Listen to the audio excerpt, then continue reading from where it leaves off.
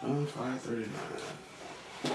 After John chapter 5 and verse 39, you could get Genesis chapter 11.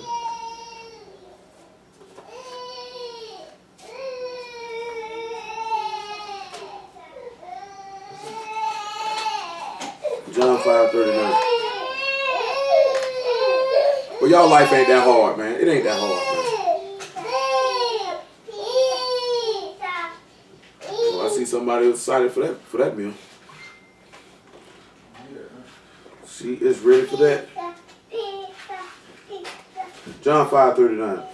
Search the scriptures, for in them you think you have eternal life, and they are they which testify of me. You will not come to me that you might have life. I receive not honor from men, but I know you, that ye have not the love of Elohim in you. Let's look at Genesis chapter 11 and verse 1.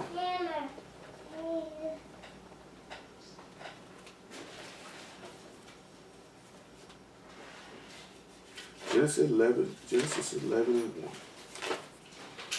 And it says, listen what he say now. And the whole earth was of one language and one speech. Now I'm just going to look at something real fast. He said the whole earth, the whole world had one language and one speech. Now we could speculate on what that language is, but we're not going to do that. Now, just for information's sake, the word is safa, and it's lip, language, speech, shore, bank, brink, brim, side, edge, border, binding. We know in this instance, this is talking about speech. If we could, I prefer to spell this out, but we can't. And then, of course, we got the dabar for speech, which is speech, word, or speaking thing, or utterance, or words. So everybody was speaking the same word. Hold this right here, right? Look at 1 Corinthians chapter 1 and about verse 8. Say everybody, the whole earth was of one language and one speech. And then after that, Jeremiah 32 and about 39. Make it 36 though.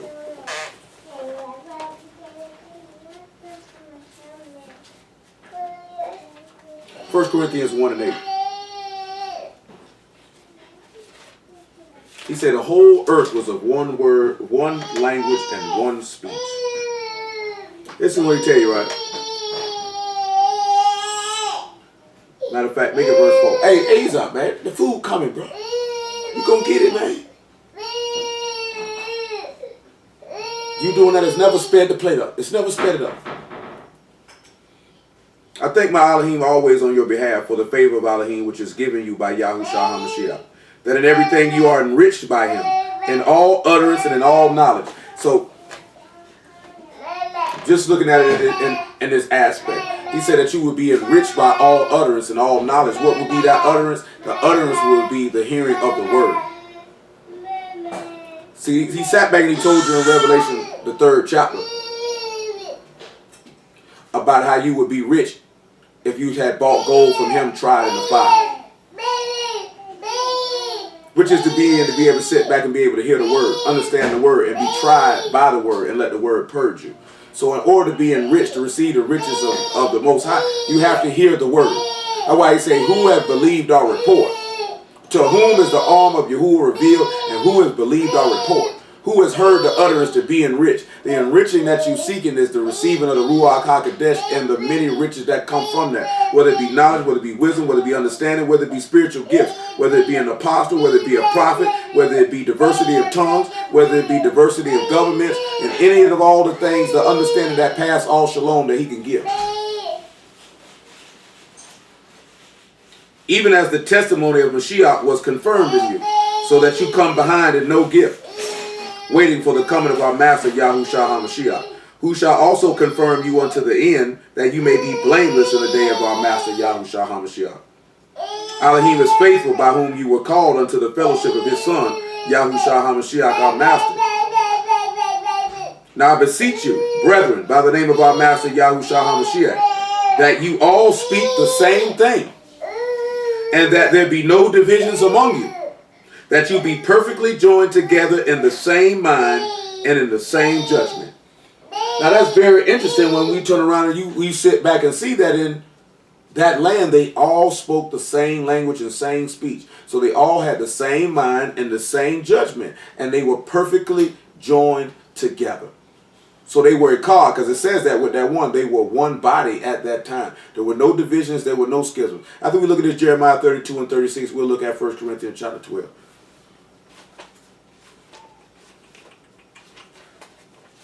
See, these are things like when I have to give a brief thing with somebody, you can't really go into all of that. Then sometimes if I decide to just drop it on the book and just drop a little something, I can't post all the stuff that I can actually go through on that. I can't put all that on there. Jeremiah 32 and 36. Matter of fact, make it 33. I'm going to read 32 because it's just some other stuff I want to try to work in there in the same token. Jeremiah 32 and 32. Because of all the evil of the children of Yasharal and of the children of Yehudah, which they have done to provoke me to anger, they, their kings, their princes, their priests, and their prophets, and the men of Yehudah and the inhabitants of Jerusalem. And they have turned unto me the back and not the face, though I taught them. Hello? Hello? Yeah. No. That man say that you ain't giving, he say you gave him your butt to kiss. Even though he taught you and gave you the utterance of the word, you gave him your butt to kiss. He said, and they turned unto me the back and not the face. And I taught them, rising up early and teaching them. Yet they have not hearkened to receive instruction. But they set their abominations in the house, which is called by my name, to defile it. Now you sit back and look at it. How did you set abominations in his house? Because we just been talking about that. You are the house, or your body is the house. How would you be setting abominations in his house to defile it? All you got to do is look in 1 Corinthians 6 and 9. Or maybe even Ephesians chapter 5. And probably about verse 5. When he sits back and tell you, don't let uncleanliness, fornication, inordinate affection, and all these things. You sit back and look at rebellion, stubbornness, unrighteous acts. You set all these abominations in his house to defile it. That's why I say, he that defile the temple of Elohim, him shall Elohim destroy. Listen what else he say now. And they built the high places of Baal, which are in the valley of the son of Hinnom, to cause their sons and daughters to pass through the fire under Molech, which I commanded them not. Neither came it into my mind that they should do this abomination to cause Yehudah to sin. Any of y'all know what the valley of Hinnom is or why it's important?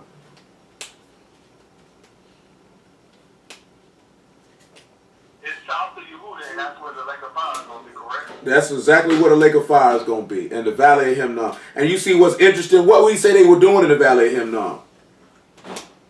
Sacrificing their kids to the fire. To the fire. So guess what he going to turn around and do? Since y'all like to sacrifice children to the fire to Molech, I'm going to go ahead and sacrifice you to Molech then.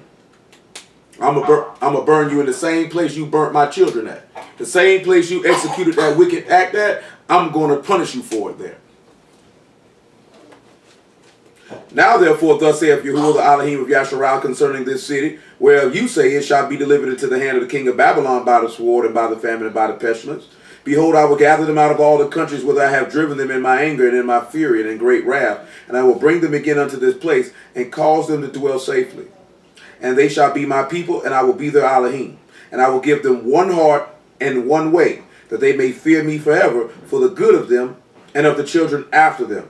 And I will make an everlasting covenant with them, that I will not turn away from them to do them good, but I will put my fear in their hearts. So shall they not depart from me. This man is telling you how he's going to turn around and give you the rug. And this is going to still tie back into what we're looking at in Genesis 11, because as we proceed further, you will see how he scattered the people out.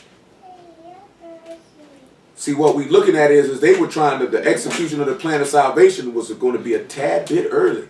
So he had to go ahead and stop it because it wasn't time. Let's look at 1 Corinthians chapter 12, probably verse 5, I would say. See, again, you know, you mentioned that he said he'd give him one heart or one way, he'd make him a God.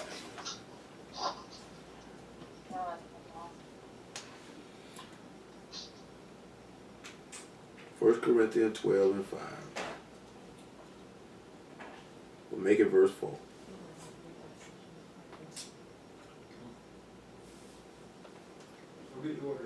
Now there are diversity of gifts, but the same Ruach. And there are differences of administrations, but the same master. And there are diversity of operations, but is the same Elohim, which work all in all.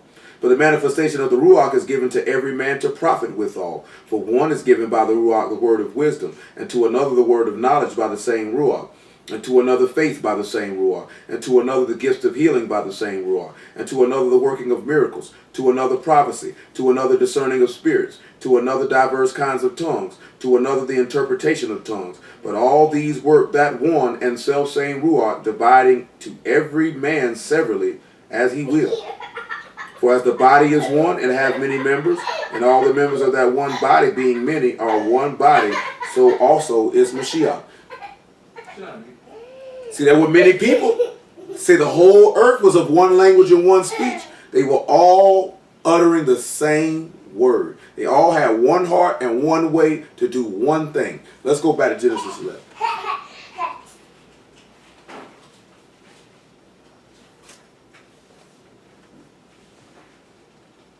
Look at verse 2. And it came to pass as they journeyed from the east, they found a plain in the land of Shinar, and they dwelt there. And they said one to another, Go, to, let us make brick, and burn them thoroughly. And they had brick for stone, and slime had they for mortar. And they say, Go to, let us build us a city and a tower, whose top may reach unto Shamahim. And let us make us a name, lest we be scattered abroad upon the face of the whole earth. YAHUAH came down to see the city and the tower which the children of men builded. YAHUAH said, Behold, the people is one, and they have all one language. And this they began to do. Now nothing will be restrained from them which they have imagined to do. Go to, let us go down there and confound their language, that they may not understand one another's speech. So YAHUAH scattered them abroad from thence upon the face of all their rats, and they left off to build the city. Therefore is the name of it called Babel, because YAHUAH did there confound the language of all their rats. From thence did YAHUAH scatter them abroad upon the face of all their rats. Now let's look at the thing in verse 4, what they tried to do. They wanted to build a city and a tower. And they wanted that city and that tower, they wanted that tower to reach to Shamahim. And they wanted to make themselves a name, unless they got scattered. Now, how are we going to look at this here? I want y'all to keep that scattering part in mind. I'm not going to touch that quite yet because it's going to tie into something else that I got in my head. But let's look at this whole thing right here, verse 6. He said they're one and they have one language, and everything that they desire to do, nothing would stop them. Let's look at Zephaniah chapter 3 and about verse 7.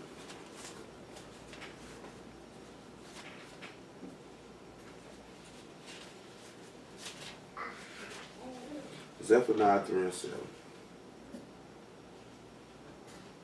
So we already sitting back and looking at that, them having this one language and one speech, meaning they were one body. They were all on one accord. When they say, let us make us a name, we know according to the word, they're talking about making a name. They wanted to name themselves after YAHUAH. They wanted his name. When you sit back and they say they were made a tower, we already know that it says that the name of YAHUAH is a strong tower. And those that run into it are safe. So we looking at, they weren't trying to get to Shamahim like most believe that they were trying to get to Shamahim to fight YAHUAH. They wanted to be with him. Remember it tell you that in Hebrews, right? He said those that to profess that they're strangers desire a city. A city where Elohim is not ashamed to be called their Elohim. You know what I'm saying? Because their desire is they didn't want to be scattered. Well, we've already read in Jeremiah 32 about how we got scattered. So when we looking at the people being one body or one speech, we can sit back and look at this as this is the children of Yasharal being as one. But what ended up happening? They ended up getting scattered abroad. You were scattered to the four corners of the earth. And he has to do what? Turn back around and gather you together to make you perfect in one, as we read in Jeremiah 32, I should say. Zephaniah 3 and 7, look. I said, surely thou wilt fear me.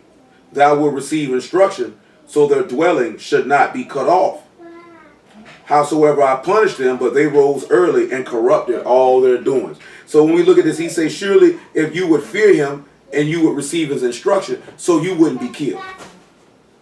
But he said, you know what we do? We get up early and rebel. Therefore wait ye upon me, saith Yahuwah, until the day that I rise up to the prey.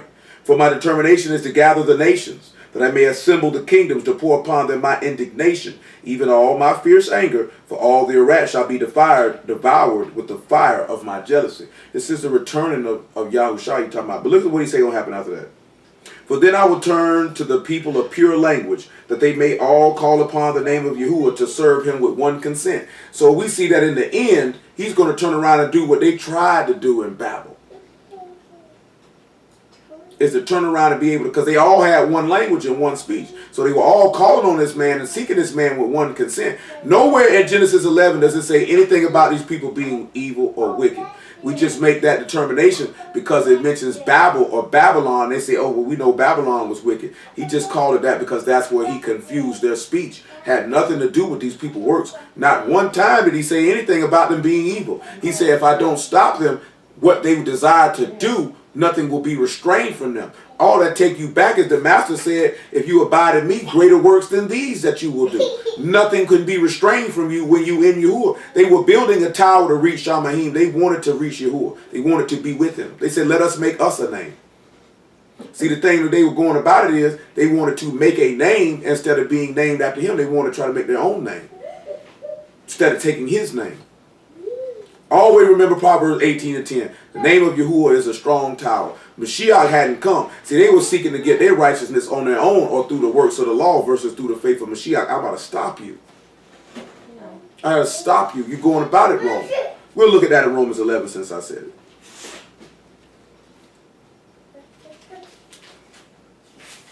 Or Romans 10, I should say. 10 and 30. 10 and 29.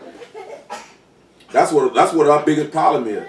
Just was talking to our brother about that. You're seeking it through the works of the law and not the righteousness of faith. Therefore, you're going to stumble at the stumbling stone.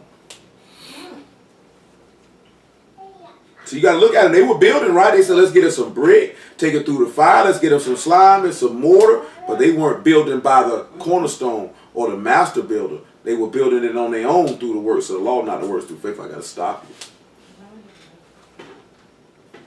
And as Yeshayahu said before, except Yahuwah Sabaoth had left us a seed, we had been as Sodom and been made like unto Gomorrah. What shall we say then? That the Gentiles which follow not after righteousness have attained to righteousness, even the righteousness which is of faith? Because we know Deuteronomy 6 and 25 say, you keep the words of this Torah, that shall be your righteousness.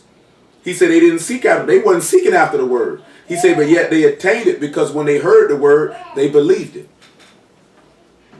He said, but Yasharah, which followed after the law of righteousness, have not attained to the law of righteousness. Wherefore, because they sought it not by faith, but as it were by works of the Torah, for they stumbled at the stumbling stone. As it is written, behold, I lay in Zion a stumbling stone, a rock of offense, and whosoever believe on him shall not be ashamed. See, Mashiach is going to be the reason why so many people will burn in the lake where the worm dies not, and the fire shall not be quenched.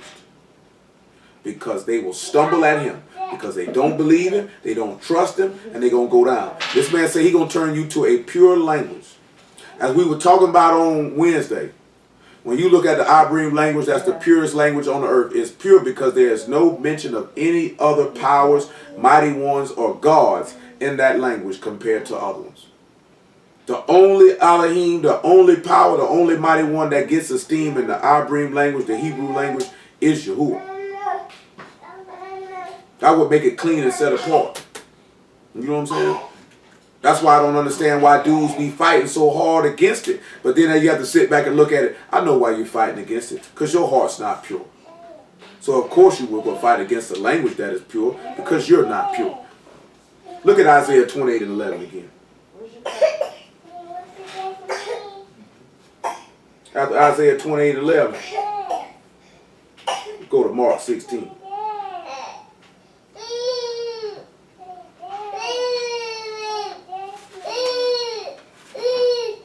So then when he changed their tongues, he gave them tongues. They couldn't understand each other. They all spoke different languages.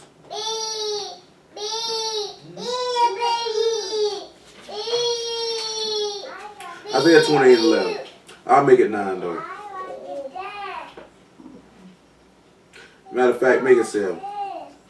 They have also erred through wine and through strong drink are they out of the way. The priest and the prophet have erred through strong drink. They are swallowed up of wine. They are out of the way through strong drink. They err in vision. They stumble in judgment. And you know what? You would sit back and you look at it. You hold this right here and you go to, I think it's 2 Corinthians chapter 10. He said they err. He said the priest and the prophet. He said they err in vision or they err in manifesting the word because they on some strong drink. They around here sipping wine. But we got to see back who wine they sipping. Because he said they making errors. They doing things wrong. I just had a... hold on. We look at the Hebrew word for vision in that particular verse. And it's rohe. And it means seer or prophet. You know what I'm saying? I just had somebody tell me dude told them something. And I done heard this before. Oh, well, if you wasn't in the word before that, then it don't count. You know what I'm saying? You set people up to go to hell. You got to be on some strong wine. Because you definitely erred because you never lost your mind. You got to be drunk. You just erred in vision. You just told somebody to go to hell. I'll tell y'all this here, right? That's 2 Corinthians chapter 10. Is it chapter 10?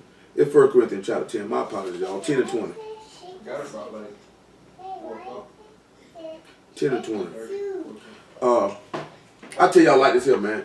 Somebody come tell you, oh, whatever you did before you knew the truth, it don't count. Tell a nigga to show you that. Where did you ever say that at? Oh, if you was in this situation before you knew the truth, that don't count. What? That's insane. That is insane.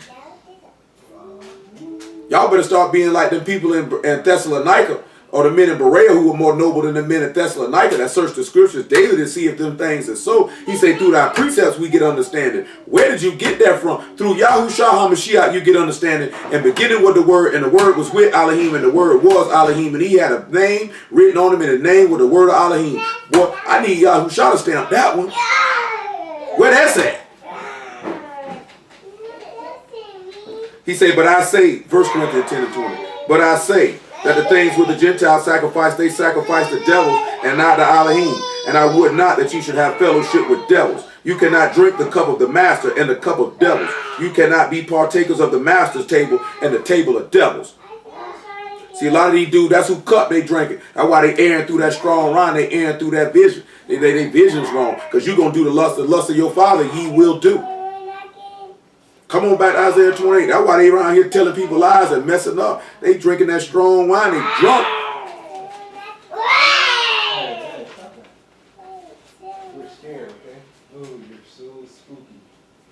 That's why he say they stumble in judgment. Since they drinking the cup of devils or the doctrines of devils, there's no way in the world they can actually give you proper judgment. He just sat back and said that he going to lay in Zion a chief cornerstone and they going to stumble on it. They going to stumble at Mashiach. He said you turn away from the weightier matters of the law. Mercy, judgment, and faith. You going to stumble. You not going to know right from wrong.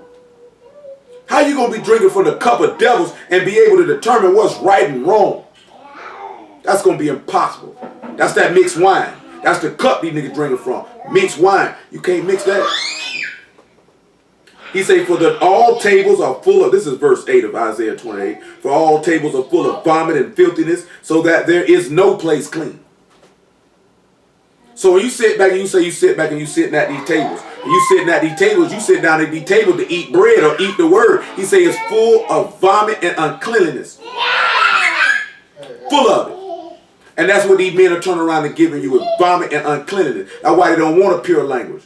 Anything that comes from YAHUAH is pure.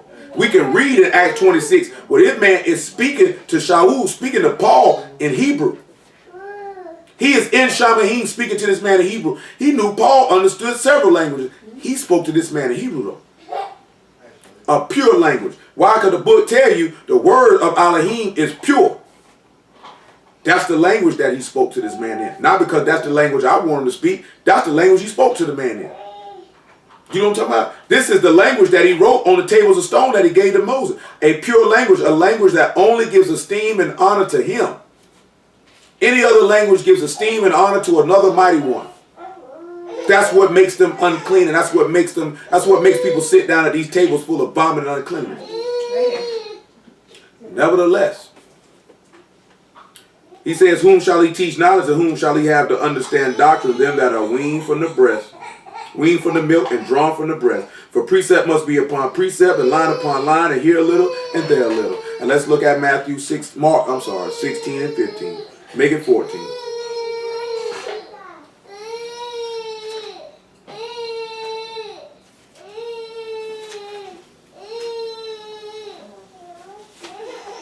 Mark 16 and 14. Afterwards he appeared unto the 11 as they sat at meat, and upbraided them with their unbelief and hardness of heart, because they believed not them which had seen him after he was risen. And he said unto them, go ye into all the world, and preach the gospel to every creature. He that believeth and is immersed shall be saved, but he that believe not shall be damned. And these signs shall follow them that believe.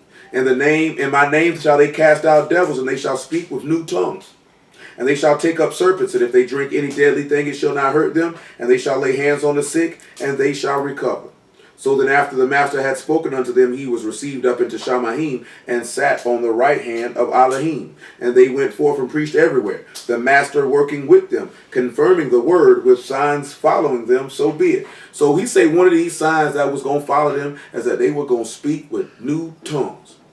Now, considering that he had already confused these tongues, so these people could not gather together on one consent to call upon him and be saved. So let's look in Acts chapter 2. And after we look at Acts chapter 2, we'll look at Revelation chapter 7, and we'll conclude this portion.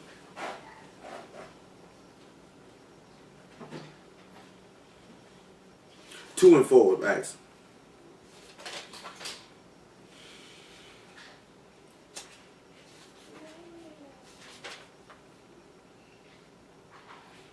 Gotta switch.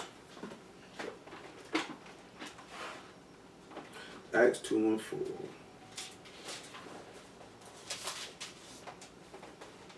And they were all filled with the Ruach HaKodesh, and began to speak with other tongues as the Ruach gave them utterance. And they were dwelling at Jerusalem, Yahudim, devout men out of every nation under Shamahim. And when this noise was abroad, the multitude came together and were confounded, because that every man heard them speak in his own language. And they were all amazed and marveled, saying one to another, behold, are not all these which speak Galileans?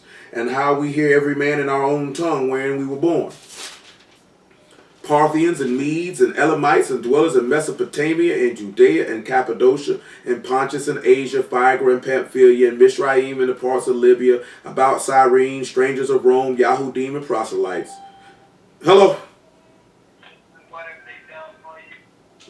Cretes and Arabians, we do hear them speak in our tongues the wonderful works of Elohim. Now, when we look at verse 14, we see that Peter begins to drop word on these men. Now, we're going to drop down just a tad, little bit, and we're going to look at verse 37. See, I'm mentioning this here because, see, I was telling a couple people about this, because I'm going to show y'all something, probably next week. I'm going to show you the economic and governmental system of our people. Scripturally, what our economic and governmental system was and is. And it is not anything that we have grown up seeing or used to. I think I've mentioned to y'all what our governmental system is, but we're going to have to systematically go through the word to show you how it pertains, how it operates, and how it moves. Does any of y'all know what our governmental system is? Since I mentioned it. Anybody know what it is? Do anybody even know any? Huh? No, that it is. When I'm talking about government, you have certain governmental systems. You have democracies, you have republics, you have socialist states, you have communist states, and you have a theocracy. Our government system is a theocracy. Do any of y'all know what a theocracy is? A theocracy is a government system that is headed by a religious leader. You know what I'm saying? I think at the top of my head, the only country that is still, go sit down, go. The only country that is a theocracy off the top of my head that I know of for certain is Iran. Iran is actually not ran by its president. It's ran by Ayatollah Khomeini. They make the people believe that they make the decisions because they vote and do this here. but it's ran by a religious leader. And that's how things go. And the religious leader moves and makes decisions based off the text of that people which they follow. You know what I'm saying? A democratic system was originally, if you want to say who really originally came up with it, you could come up and say that the Romans did it. They were the first people to really come with a republic or a democratic state. You can even borderline say it in Babylon with Hammurabi. You know, with Hammurabi's code, but all he was doing was borrowing from the book, to be honest. You know what I'm saying? But our economic system was a socialistic system. It wasn't a capitalistic system of which we are accustomed to and used to. You know what I'm saying? They call America a democracy, but in actuality, America is actually a republic. You know what I'm saying? There's actually very few democracies upon the earth. You know what I'm saying? The children of YAHUAH's government system was never a democracy at any time. You know what I'm saying? Never. The people that made the decisions, the order before he gave you Shaul was the high priest. That was the leader and ruler of the people. That's the one who made all the decisions. But I'm getting ahead of myself though. Verse 37 of Acts chapter 2. Now when they heard this, they were pricked in their heart, and said unto Peter and to the rest of the apostles, Men and brethren, what shall we do? Then Peter said unto them, Repent and be immersed, every one of you, in the name of Yahushua HaMashiach, for the remission of sins, and you shall receive the gift of the Ruach HaKodesh. Remember now, in all utterance of the word, this will cause you to be enriched. You got to sit back and look at it, right? The master told you, lay up treasures in Shamahim where thieves cannot break through and steal, nor that can be corrupted. You know what I'm saying? This is what we have to sit back and look at. There's nothing wrong with you wanting to have a certain amount of money in this life and attain certain. Nothing wrong with that. What's wrong with it was it ends up consuming you, and it is your complete and utter desire. You know what I'm saying? Your complete and utter desire.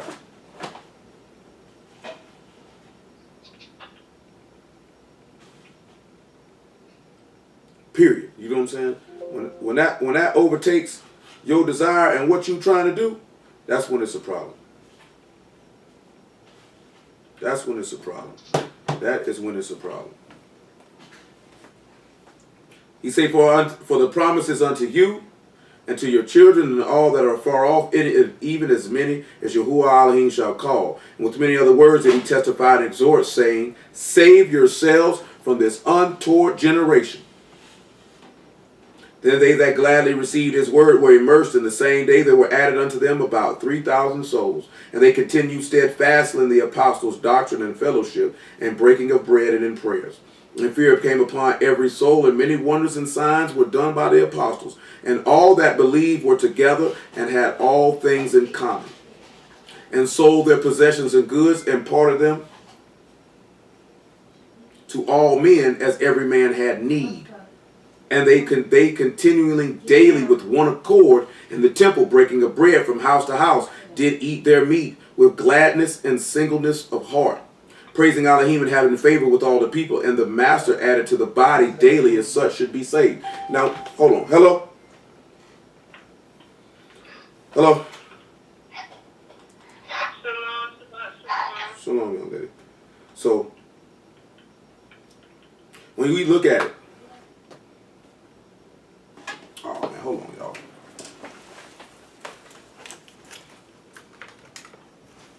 So when we look at it, what we have here is this. One body. He dropped all them tongues on them, and what you actually seeing is the gathering of the body together. No longer speech confused, but everybody can hear the works of Elohim and become one and be of one language and one speech and one utterance, as it was in Shinar when they were coming from the east. Let's look at Ephesians 4:4 before we proceed any further.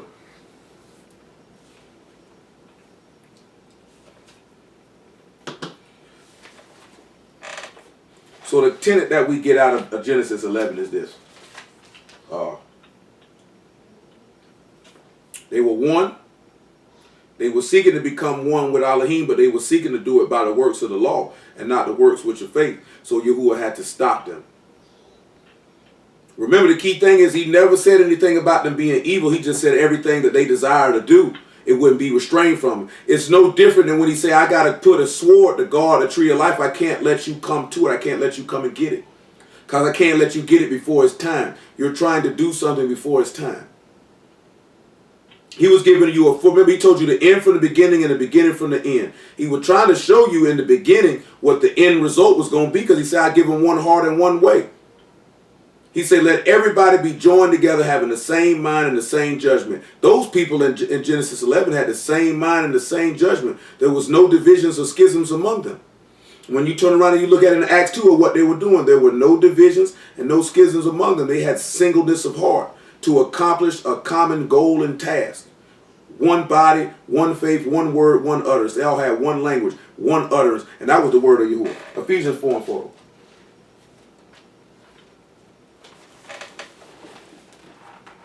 I'll make it verse 3. Ephesians 4 and 3. Endeavoring to keep the unity of the Ruach and the bond of Shalom. There's one body and one Ruach, even as you are called in one hope of your calling. One master, one faith, one immersion, one Elohim, and Abba of all, who was above all, and through all, and in you all. When you turn around and you look at those people, they had one hope. Their one hope was to build a tower to Shamahim, that they might have a name and a city. That was their one hope. Our one hope is to be named amongst the righteous. This is what your hope is. Look at this here. Revelation 21 and 27, and then Revelation 7 and 9. This is what your hope is right here. He said they wanted to have a name. And then you could get Malachi 3 and 17. They wanted to have a name.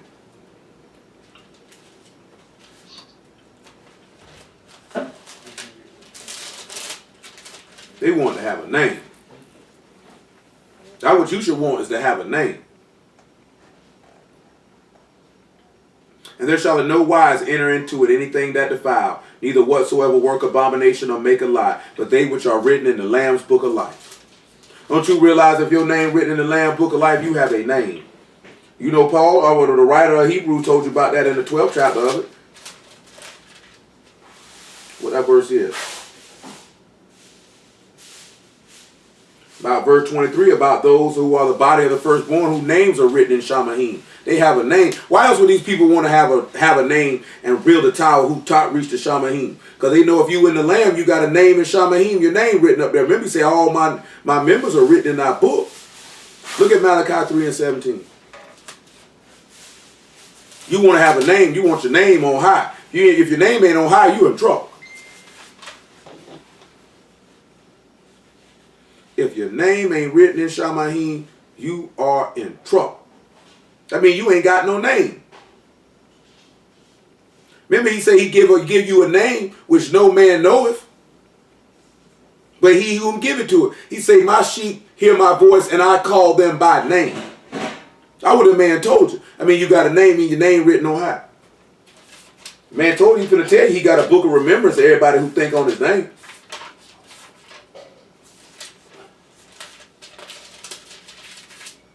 Malachi 3 and 17. Or 16, my apologies.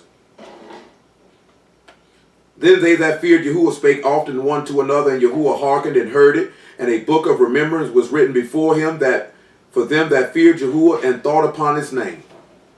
And they shall be mine, saith Yahuwah of hosts. And the day that when I make up my jewels, I will spare them as a man spare his own son that serve him. Then shall you return and discern between the righteous and the wicked, between him that serve Elohim and him that serve him not. So this man says we're going to be able to determine whose name got a name and who don't. Now we're going to look at something in this particular verse. So just give me a moment to get it up here. Going to look at this book of remembrance. He said he wrote him a book of remembrance. And it is Zikron, and it's a memorial or a reminder.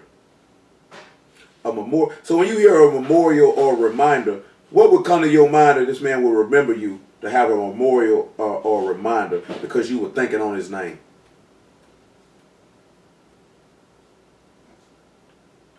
Because when we look at the word for who thought on his name, and it's kasav, it means to think, to plan, to esteem, or to make a judgment. To esteem or to value or to regard. To think upon, to be considered, to be mindful of, to think, to do. So he said, because you feared him and you thought upon his name, he wrote down a book of remembrance or a reminder. What would y'all think that this could be taking us to realize this here? Because he said all the people was of one language and one speech. And they wanted to have a name, so they built a tower to Shamahim. Hello? Hello? How you doing, Chef? So let's look at this here, right? Go ahead. Let's talk about they esteem his name, so they remember their name. They not be blotted out of the book of life. Yeah, but he said he'll write a book of remembrance for a memorial, something to remind him to remember your name, because you thought on his name, you planned and you execute, you esteemed and you valued what he told you. So knowing that his name is his authority or his character or his reputation, right? Let's look at 1 Corinthians chapter 10. What is it, about verse 20? It's not verse 20. I'll see what verse I want when I get around to it. Let's look at 1 Corinthians chapter 10, right? Let's see something. I'm sorry, it's 1 Corinthians chapter 11 and verse 21. Make it 20. 1 Corinthians 11 and 20. He said a book of remembrance was written before him, so a memorial or a reminder.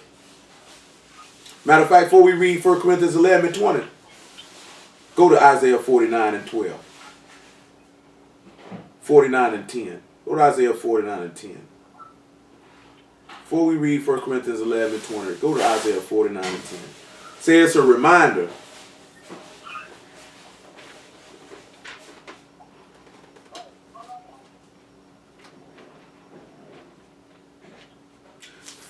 And 10.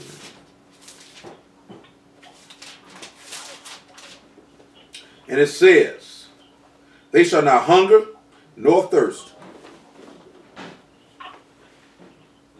neither shall the heat nor sun smite them. For he that hath mercy on them shall lead them, even by the springs of water shall he guide them. And I will make all my mountains a way, and my highways shall be exalted. Behold, these shall come from far, these from the north and from the west, and these from the land of Sinim. Sing, O Shamahim, and be joyful, O Arats, and break forth into singing, O mountains, for YAHUAH have comforted his people, and will have mercy upon his afflicted. So when he turn around and he look at it, he say he'll have comfort on his people. What is that talking about? That's sending the rod, sending the comforter. Sending a comforter, and if he's sending a comforter by name, who would we be talking about? Who would we remember that this would be referring to?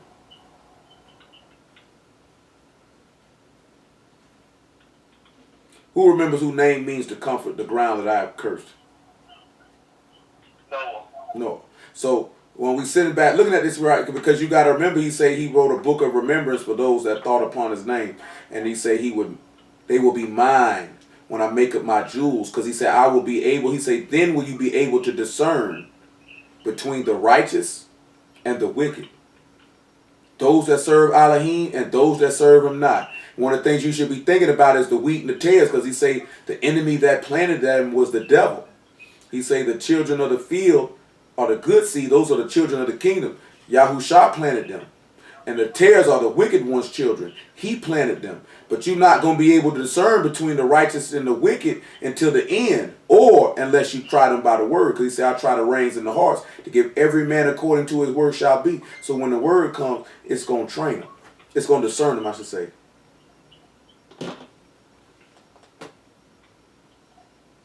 So let's continue on in verse 14. But Zion said, YAHUAH hath forsaken me. My master hath forgotten me. Can a woman forget her sucking child, that she should not have compassion on the son of her womb?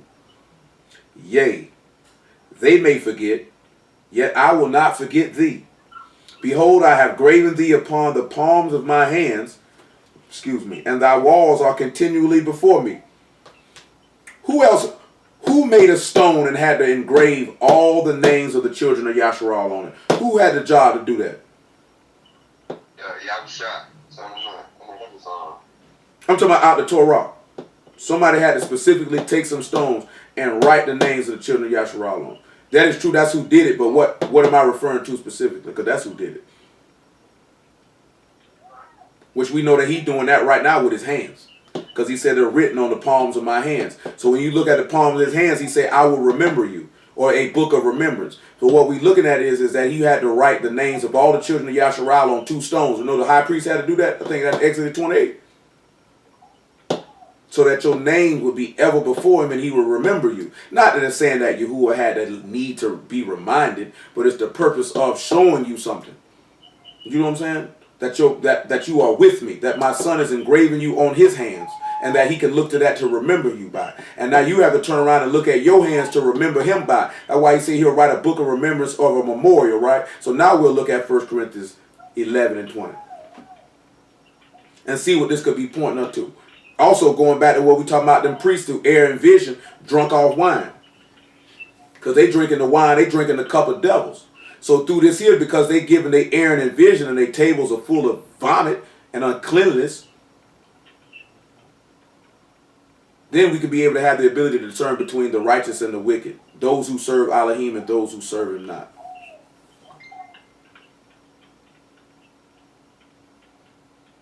When you come together, therefore, into one place, this is not to eat the master's supper. For in eating, everyone take before other his own supper, and one is hungry and another is drunken.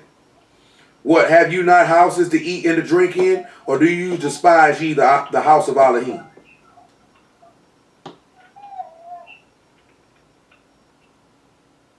And shame them that have not. What shall I say to you? Shall I praise you in this? I praise you not.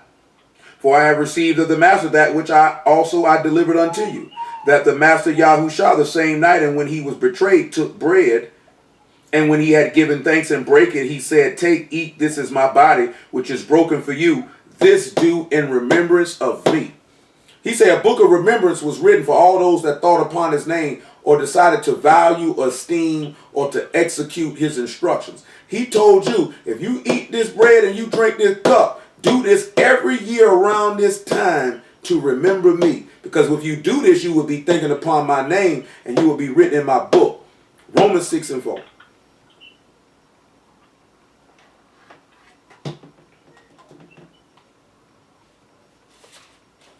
So when we looking at it here is when he said that book of remembrance, because you will remember to die with Mashiach. And then we'll also show you again what that book of remembrance would be. We'll look at John 6 and 63 after this Romans 6 and 4. And then swing to Hebrews 8 and 11.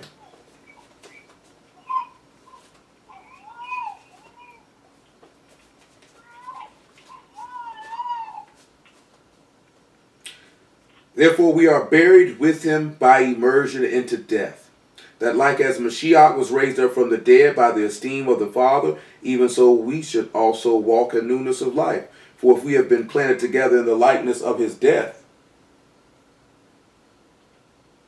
we shall also be risen in the likeness of his resurrection. Hold on, y'all. Hello? Hello? Hey, man. Hey, I'm preaching right now, man. I can merge you in the call. You can listen. Yeah, but I just want to tell you something. Yeah. Yeah. My dad's like... okay, I'm going to tell you, like, the reason. All right. The reason why he's turning off the internet is because he's scared that I'm watching something that's, like, nasty. Oh. Or something. So I'm just watching, like martial arts stuff and, like, teaching YAHUAH. I understand. You keep accusing me of, like, worshiping, like, stuff. It's all right, man. It just comes with the territory. So, man, I'm finna merge on in. I just don't want to make them mad and stuff. Like, don't worry about it, man. You just got to keep serving the Most High. Ain't really much you can do about that. At the same time, I just want to respect them. I understand they that. keep accusing me, and I keep, like, telling them the teaching and stuff. Yeah. And they say that, they said that. Y'all hold on 1 second. I'm coming, y'all. I'm like, I told them about other stuff about YAHUAH. Yeah. They still don't get it for some reason. Well, hopefully y'all will open their heart. Why not just get angry and stuff? Yeah. Like, he says he's gonna turn off the internet because he thinks I'm watching nasty stuff. Well, hold on. I'm finna merge in this call. You hear me? Yeah. All right. He said that showing her way is like the right way, and like, Yeah. and like, that's the only way. And I'm trying. And she's saying that she's trying to show me the stuff. It's all right. That's the only like love way and stuff. Mm-hmm. And you know, I just don't want to disrespect them, but I just have to like yell at them and stuff. Nah, you don't want to do that. You don't want to do that. Hey, y'all, this is. Alright. You're right, y'all. It's like everybody. This is. We're having like an argument. I'm just like. Yeah. I just went to my room and stuff. Yeah. Hey, y'all, this is Jimmy right here. Jimmy is in Houston, Texas. Hey guys.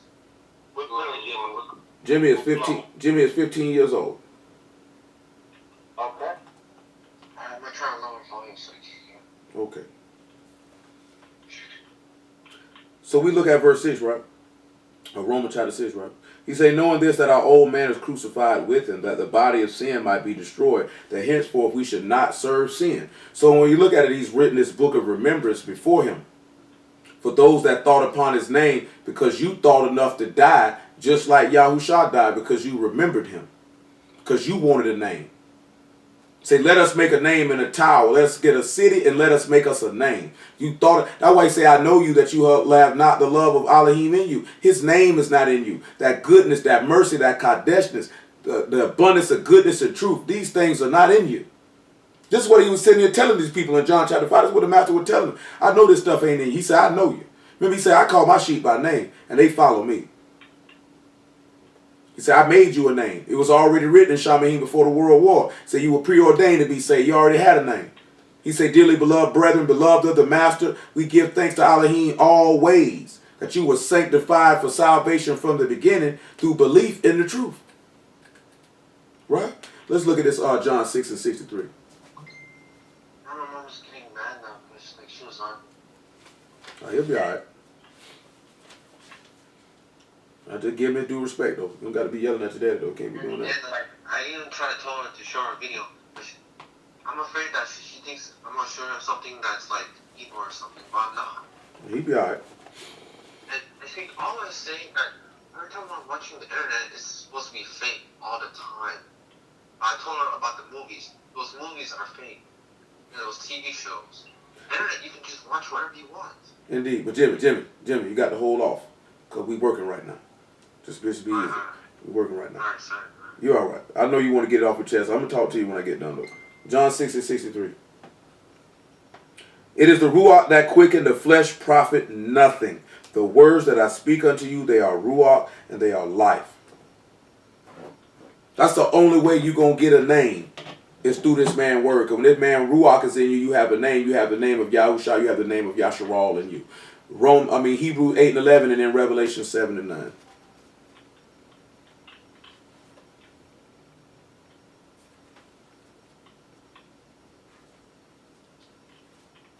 Hebrews 8 and 11.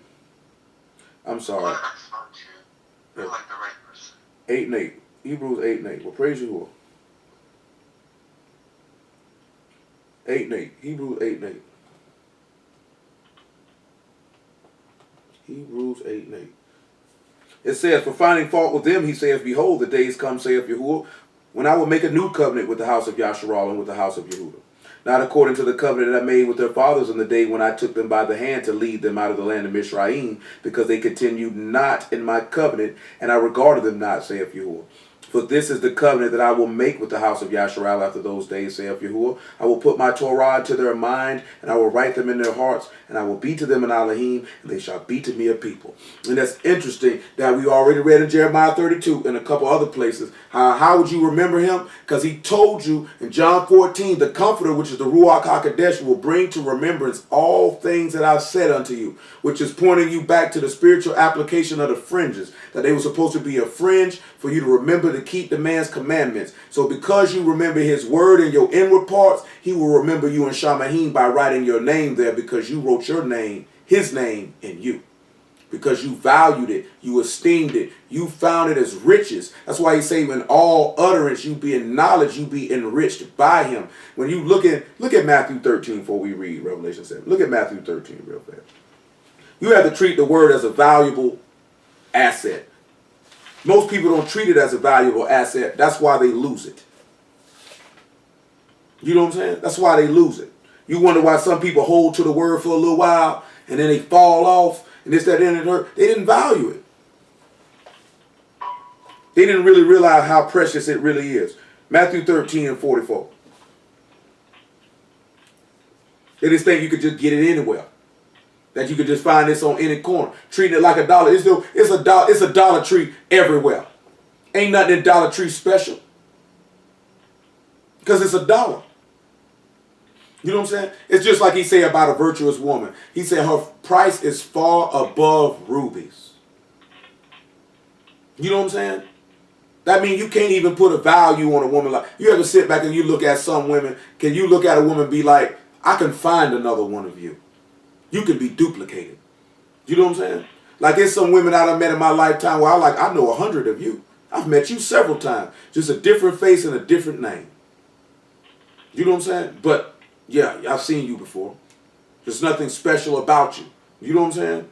Therefore, you can easily fade to remembrance from people. This is why this man told you that about a virtuous woman, her price being above rubies. You can't duplicate that. You can't put a price on that. Matthew 13:44. He said, for the kingdom of Shamaim is like unto a treasure hid in a field, the which when a man hath found, he hide, and for joy, therefore go and sell all that he have, and buy that field. And again, the kingdom of Shamaim is like unto a merchant man seeking goodly pearls, who when he had found one pearl of great price, went and sold all that he had and bought it. This man just sat back and said the word, eternal life, is something that a man finds and he hides, and for joy forsakes everything that he has. He say, he that confess his sins and forsake them shall have mercy. He say, he that loseth his life shall gain it. He that forsakes all that he has can be my Taladim or my disciple. I can teach you. That's how you're supposed to look at when he said back and say like when Peter referred to a woman, the hidden man of the heart. You supposed to sit back and be hiding his word in your heart, in your inward parts. That is how you remember his name. That's how you're thinking upon his name, because his word is inside of you. Not just saying, I'm thinking about Yahuwah. The name of Yahuwah is dancing across your brain. No, his word is dancing across your brain. You think upon it, you value it, you esteem it, you treat it as the unsearchable, invaluable treasure that it is. Why you think Peter told that dude, go to Acts chapter 8. We'll get to Revelation 7 in a second. Go to Acts chapter 8, I believe. Acts chapter 8 and about verse 17.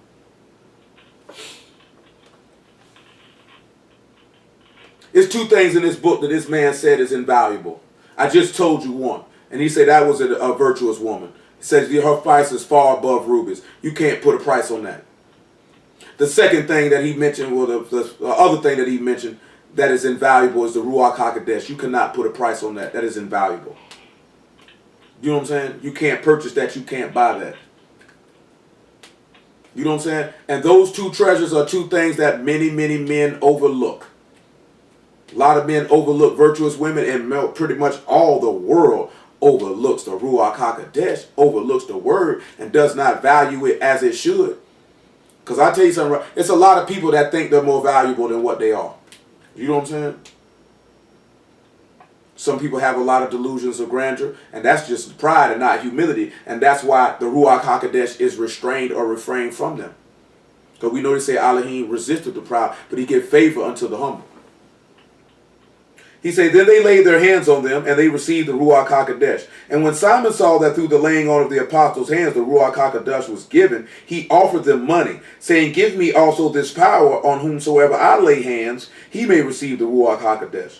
But Peter said unto him, thy money perish with thee, because thou thought the gift of Elohim may be purchased with money. Thou hast neither part nor lot in this matter, for thy heart is not right in the sight of Elohim. Repent therefore of this thy wickedness, and pray Elohim, if perhaps the thought of thy heart may be forgiven thee. For I perceive thou art in the gall of bitterness and in the bond of iniquity. This man thought because you thought you could buy the gift of the word, the gift of Elohim, he said you got to be locked in with lawlessness. Because you definitely got a perverse and a corrupt mind thinking like that. So we have to learn to value the word and treat it as such, that it is the precious, valuable, hard to find commodity that it is. Revelation 7 and 9 to complete what we started in Genesis 11.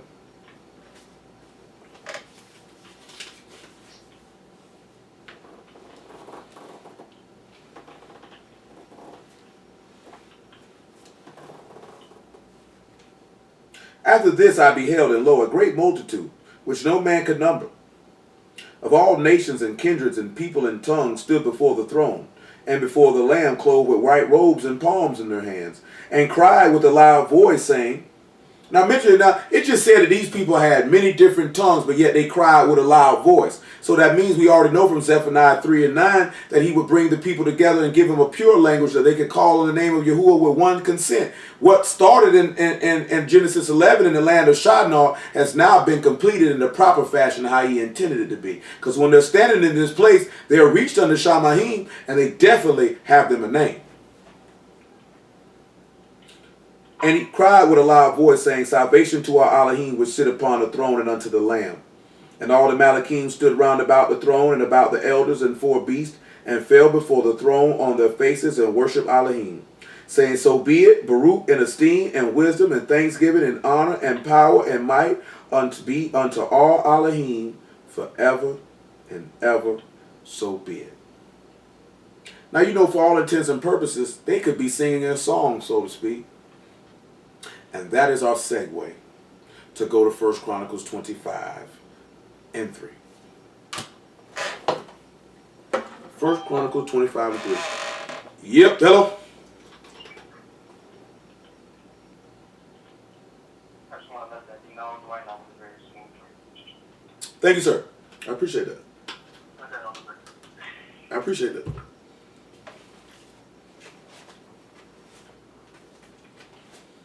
First Chronicles 25 and 3. We're going to thank Yahuwah for that one. He set that up for us to smoothly change those gears and still be on the same topic at the same token. 25 and 1, actually.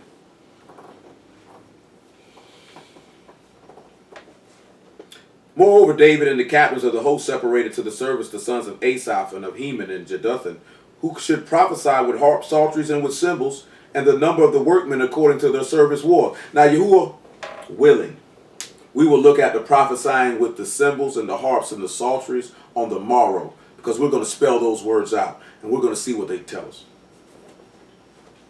Of the sons of Asaph, Zachor and Yosaph, Nethaniah and Azarlah, the sons of Asaph, under the hands of Asaph, which prophesied according to the order of the king. Of Jeduthun, the sons of Jeduthun, Gedaliah and Zerai, and Yeshaiah, and Hashabiah, and Matthiah, 6 under their hand of their father Jeduthun, who prophesied with the harp, to give thanks and to praise Yahuwah. Of Heman, the sons of Heman, Bukiah, and Mattaniah, Uziel, Shabiel, Yeremoth, Hanai, Elahath, Gedalti, Romata-Ezer. I'm going to skip this dude's name. I'm going to skip all their names. And we're just going to go to verse 5 because I ain't finna mess. I don't want nobody to mess my name up. I ain't going to mess theirs up. And these were the sons of Heman, the king's seer, and the words of Elohim to lift up the horn. Elohim gave to Heman 14 sons and 3 daughters. You know, I was tripping because I was in prison with a dude and that was his name. And I was like, dang, bro, your people named you after He-Man? That's messed up. But that's when he told me that. Like, I didn't know that it was a name of somebody in the book, and he had to show it to me. Because I really thought that his mama had named him after He-Man. And I was like, that was really messed up. And all these were under the hand of their father for a song in the house of Yahuwah, with cymbals and psalteries and harps for the service of the house of Elohim, according to the king's orders to Asaph, Jeduthun, and Heman. So the number of them with their brethren that were instructed in the songs of Yahuwah, even all that were cunning, were 284. Now I have a question for all, male and female, whoever desires to answer. Who knows the songs of Yahuwah? And I'm not going to move forward till somebody say something too. Just let that be known. That's the song that they'll sing on that day.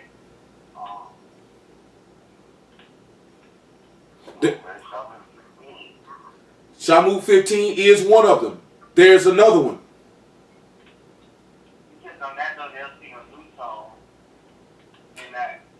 That is true. It's a couple places where he says singing a new song. That is true. That is not incorrect. But there are certain places where Yahuwah told Moses, write a song. And Exodus 15 is one of them. And there's another place in the law where he told him to go write a song. Enter. Deborah does have a song. In Exodus 17, I don't think he told him to write a song there. There's a specific place. Y'all read it a lot, whether you know it or not, but that's a song that he told. It's just the chapter that you read. It's not what he told him to do it. He told him to do it in the chapter before that.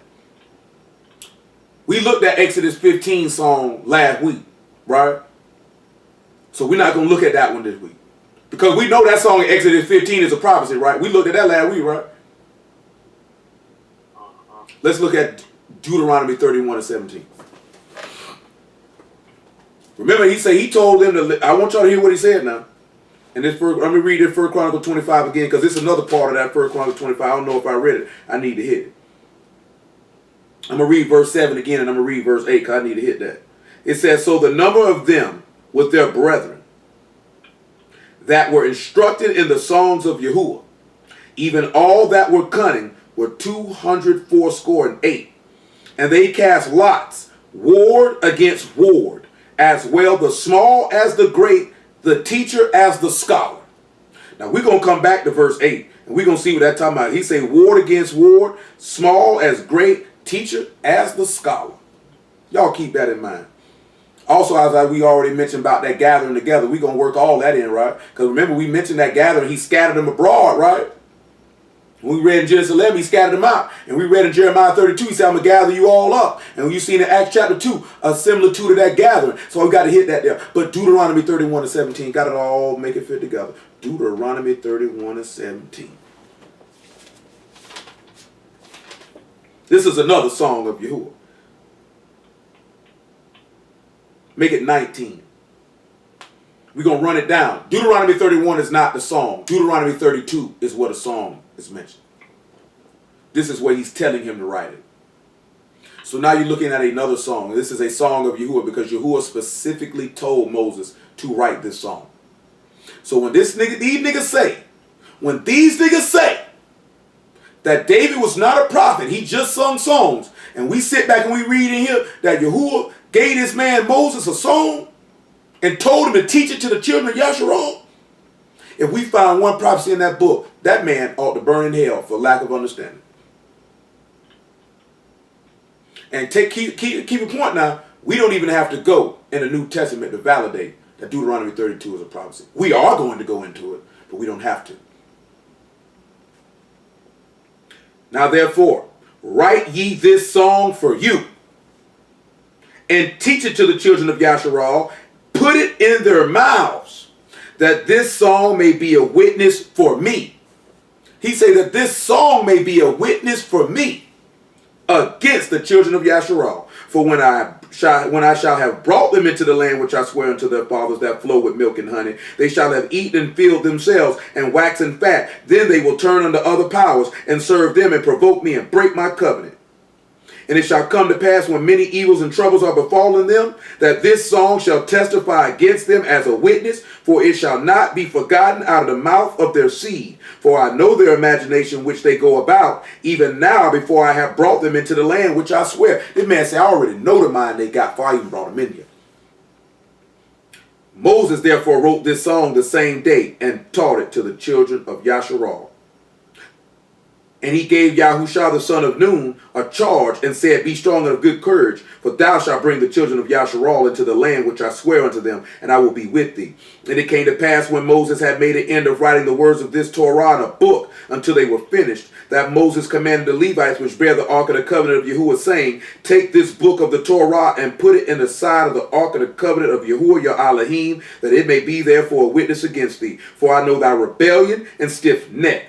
And behold, while I'm yet alive with you this day, you have been rebellious against Yahuwah. How much more after my death? What y'all think? Hold on, let me finish this here. Listen to what this man telling you. Gather unto me all the elders of your tribes and your officers, that I may speak these words in their ears, and cause Shamahim and Arats to record against them. For I know that after my death you shall utterly corrupt yourselves, and turn aside from the way which I have commanded you, and evil will befall you in the latter days, because you will do evil in the sight of Yahuwah, to provoke him to anger through the work of your hands. And Moses spake in the ears of all the congregation of Yasharal the words of this song until they were ended. Now, what do you think this means when he says that I know your rebellion and stiff-necked? While I'm yet alive with you this day, you've been rebellious against Yahuwah. How much more after I'm dead? What do y'all think about when you hear that? Because I know what came to my mind. With the people, with Israel, and I would mention also on where it says, I call heaven and earth to record against you this day. It makes me think about the earthquake, and it makes me think about the cloud going over him as well. That is correct. With that latter part, with him calling that bear witness against you. Remember what he told you in 1 John chapter 5. He said it's three that bear witness in their wrath. The blood, the water, and the ruach, and these three are one. So when he brought that cloud up against him, and this man is blowing out blood and water up out his side, and then the earth shook on top of that, Shamahim and the rats is bearing witness against you. See, when he said, and I don't want to go into this in great detail, I'm just going to mention it. When this man turned around and said, right, that you've been utterly rebellious against me while I was yet alive, because he came unto his own, and his own received him not. He said, you hated me without a cause. If I wouldn't have came and did the works that no other man did, they would have not had sin. But now that I came and did the works that no other man did, they have no cloak for their sin. He said even more after his death. Paul told you in Acts chapter 20, he told those who had been set over the house of Elohim to be careful, because there were wolves that would come in that would scatter the flock to try to draw away disciples after them. Even Peter told you about those pernicious men that make merchandise of the people, whose damnation slumber not. These are the same men who drink wine and err through vision, the priest and the prophet, that call the people to stumble, and they stumble in judgment, and the table is full of vomit and filthiness, and no table is clean. Because he said, you people, we were bucking him while he was alive, and we bucking Yahushua after he dead. That's what he said. I died, I rose from the dead, you're still bucking. And when I say dead, I mean dead to sin, dead to the flesh, dead to the world, but alive to Elohim through the quickening of the Ruach. So let's look at Deuteronomy 32:1, and let's look at this song. Obviously, this song is very long. We will not read all 43 verses of it, but we will look at quite a few of them. But I want y'all to know Deuteronomy 32 is a song. Dabrim 32 is a song. It's a song of Yahuwah. It said that those men were instructed in this song. That means they knew it to sing it to the house of Elohim. That means these men were instructed this to be able to prophesy this and teach this to the people. Remember how we sat back and already read in Jeremiah 32? He said they gave to me the back and not the front, not the face. Even though I rose up early teaching them by my prophets. That's what he said. See, praise be to Yahuwah by Hashem Yahushua. All this stuff going to tie in together what we're looking at. And it goes back to what we're talking about. See, we give Yahuwah our butt to kiss. You know what I'm saying? We give him our butt to kiss. That's rough right there. Give ear, O Shamahim, and I will speak. O hear, O rats, the words of my mouth. My doctrine shall drop as the rain. My speech shall distill as the dew. As the small rain upon the tender herb, as showers upon the grass. Because I publish the name of Yahuwah, ascribe ye greatness unto our Elohim. He is the rock. His work is perfect, for all his ways are judgment. Our Elohim of truth and without iniquity, just and right is he. They have corrupted themselves. Their spot is not the spot of his children. They are a perverse and crooked generation. What does this sound like to y'all? We just read it. If you think upon that fifth verse, we just read that. Who stood in front of the people, instructed to the song of Yahuwah, and did exactly what Moses just did? We read somebody who did exactly this word for word. Well, the doctrine dropped his rain, his speech distilled his dew. He published the name of Yahuwah and showed that the rock was complete. His ways were judgment. He was with truth, no sin. And he told these people how they corrupted themselves and they were perverse. Who did that? Who knows who did that? I don't care who answered.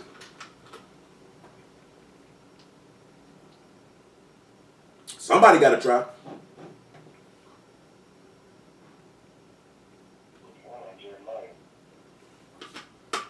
Anybody else? Solomon? Hmm?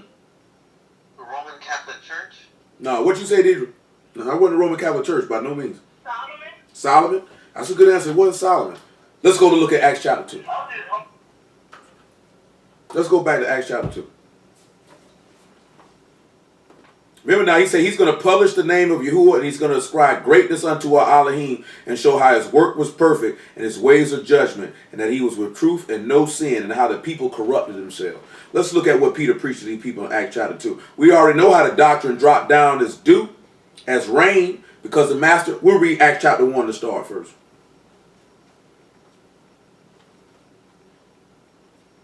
We'll read Acts chapter 1 to start. Acts 1 and 5. Dang, this book ain't got Acts chapter 1 in it. Or chapter 2. So we got to switch it. Switch it. Give me a second, y'all. And there we go. Acts 1 and 5. Make it 4.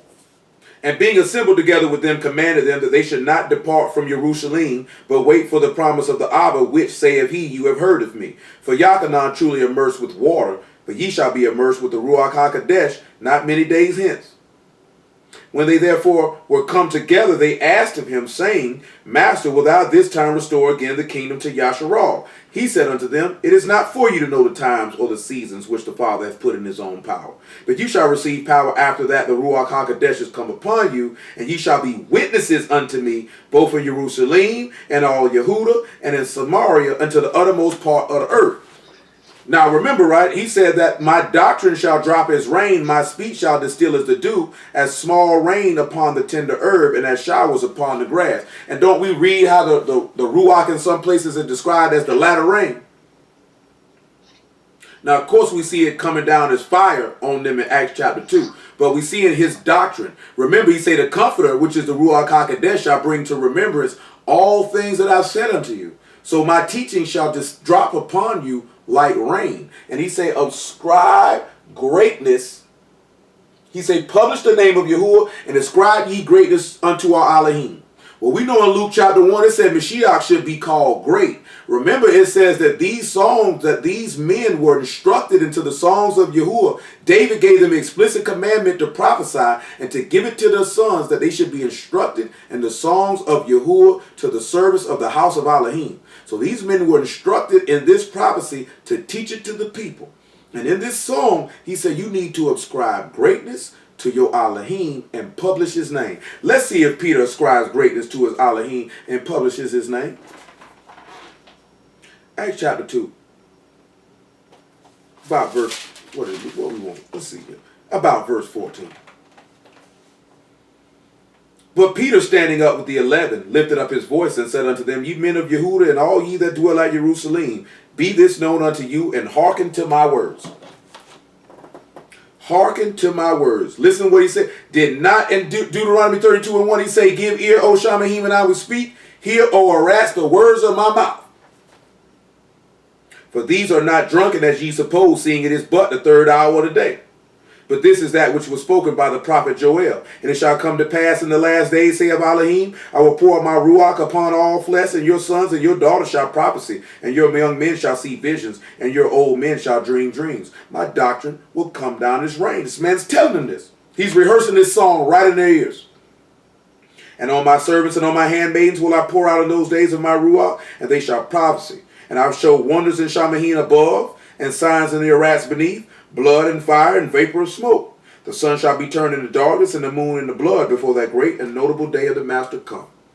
And it shall come to pass that whosoever shall call on the name of Yahuwah shall be saved. Ye men of Yasharal, hear these words. Yahushua of Nazareth, a man approved of Elohim, among you by miracles and wonders and signs, which Elohim did by him in the midst of you, as ye yourselves also know. Just like the Father did miracles, signs, and wonders before these men, as they all knew, ascribing greatness unto their Elohim, Peter is doing the same thing with Hamashiach. Him being delivered by the determinate counsel and foreknowledge of Elohim, you have taken, and by wicked hands have crucified and slain, whom Elohim have raised up, having loosed the pains of death, because it was not possible that he should be holden of it.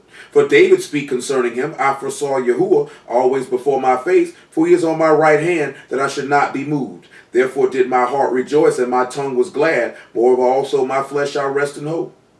Because thou wilt not leave my soul in Sheol, neither wilt thou suffer thy Kadesh one to see corruption. Thou hast made known to me the ways of life, and thou shalt make me full of joy with thy countenance. Men and brethren, let me freely speak unto you of the patriarch David, that is both dead and buried, and his sepulchre is with us unto this day. Therefore, being a prophet, and knowing that Elohim had sworn an oath to him, that of the fruit of his loins, according to the flesh, he would raise up Mashiach to sit on his throne. There is ascribing greatness to your Elohim. Let's see if he continues more. He, seeing this before, spake of the resurrection of Mashiach, that his soul was not left in hell, neither his flesh did see corruption. That this Yahushua have Elohim raised up.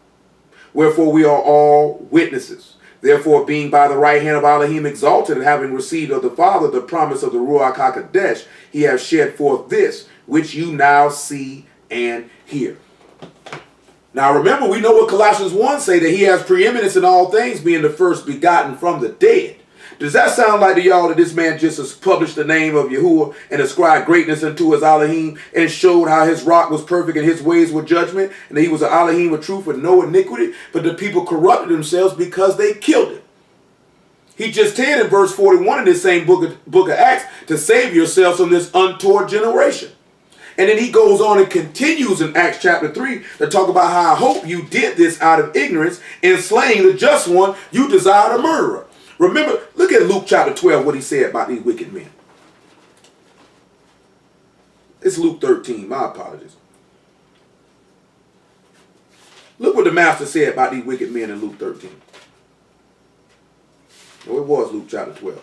Well, Luke chapter 11, I should say. My apologies. Luke 11 and 45.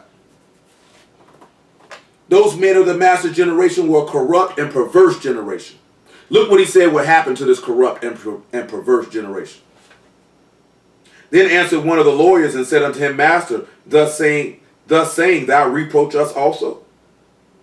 And he said, Woe unto you also, ye lawyers, for you laid men with burdens grievous to be borne, and ye yourselves touch not the burdens with one of your fingers. Woe unto you, for you build the sepulchres of the prophets, and your fathers killed them. Truly you bear witness that you allow the deeds of your fathers, for they indeed killed them, and you build their sepulchres. Therefore also said the wisdom of Elohim, I will send them prophets and apostles, and some of them they shall slay and persecute, that the blood of all the prophets which was shed from the foundation of the world may be required of this generation. From the blood of Abel unto Zachariah, which perished between the altar and the temple, truly I say unto you, it shall be required of this generation. So we see how they corrupted this. So he said their spot is not the spot of his children. 1 John 3 and 7. Because remember, we read that in Malachi that he has to discern between the wicked and the righteous, between those who serve Elohim and those who serve him not. He said their spot, they're not the spot of his children. Which again goes right back to those wheats and those tares. Right back. Let me get that word for spot right here though. He said they corrupted themselves. When we look at spot, we talking about a defect. A defect.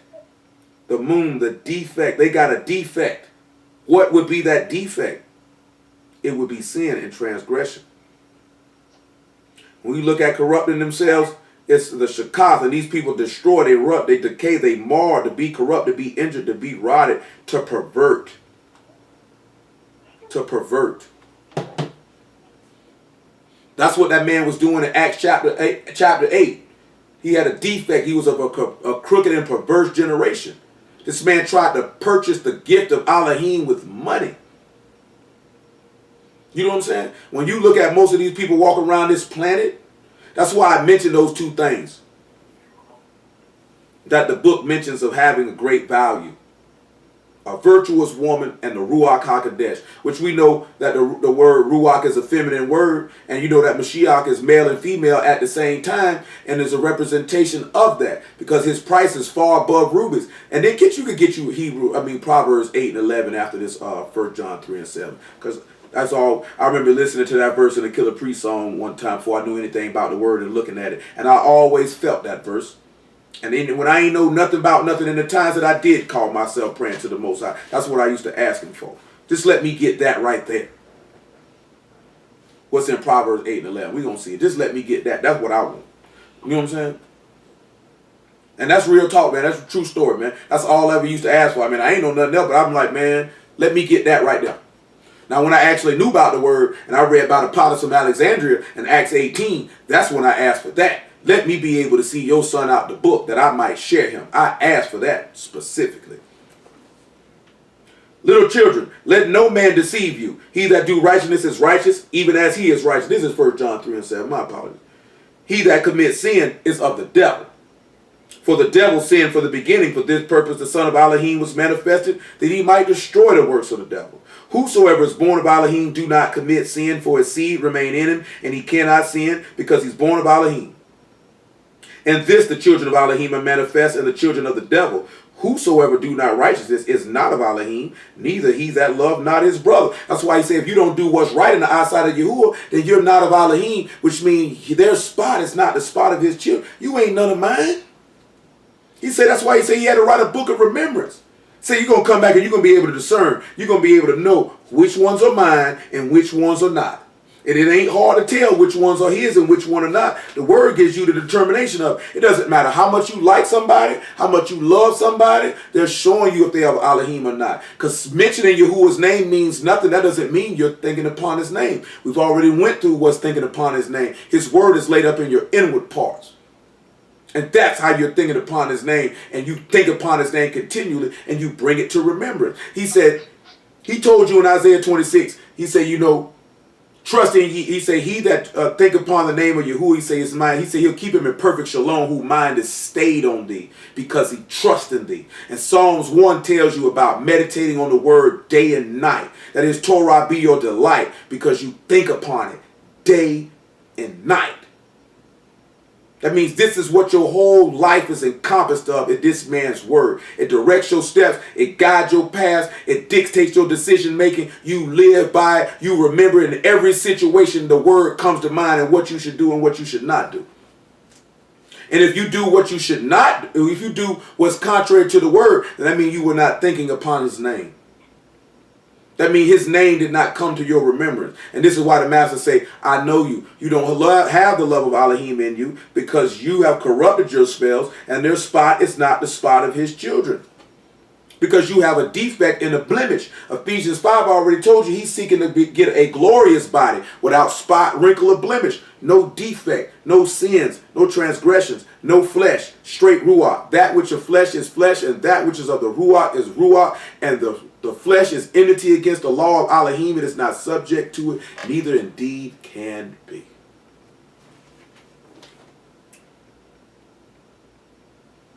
I mentioned something, I can't remember what it was.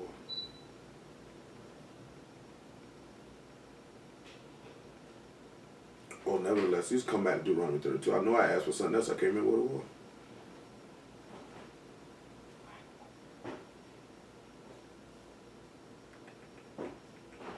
Come on back to Deuteronomy. Oh, yeah, thank you, sir. Proverbs 8 and 11. Thank you, ma'am. Thank you, sir. All right, Proverbs 8 and 11. I appreciate y'all. You know, I get old, man. Sometimes I forget stuff. Proverbs 8 and 11. He say, for wisdom is better than rubies, and all things that may be desired are not to be compared to it. Now we know wisdom is referred to as a woman. It has a representation of the Ruach. The Ruach HaKodesh is far better than anything on this earth, and there's absolutely nothing that you can compare to it, and your whole life's desire should be moving into the attaining of it. That's why I say that man treated the kingdom of Shamahim as a precious jewel, and he hid it in a field and sold everything he had to keep it. That's why he turned around and told you in Proverbs 31 and 10 that a virtuous woman's price is far above rubies, because the Ruach HaKodesh is far above rubies. The receiving of the Ruach will make you a pure individual. So we look at the Ruach, he's looking at the Ruach, that's why he's comparing. That's why I was telling y'all last week, right? You don't see the word warning a woman about a man, but you see the word warning a man about a woman. You know what I'm saying? When you look at a virtuous woman, like I say, this it's without price. You can't duplicate that. There's something special about it. They have something that nobody else has. The Ruach is special. You can't compare that. You can't duplicate that. You can't duplicate that. You're not going to find that anywhere. You know what I'm saying? A lot of people, they go to the word, they have an opportunity to hear the word, they turn from it for whatever reason, and then, or they don't like this or they don't like that, and they go searching for it in other places, hoping that they can get the duplication of what they were hearing before, and they never find it. Deuteronomy 32.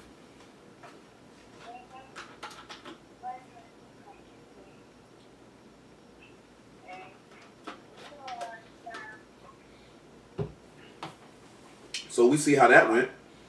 Let's look at verse 6. We're going to move around a little bit in this here though. Do you thus requite Yahuwah, O foolish people and wise?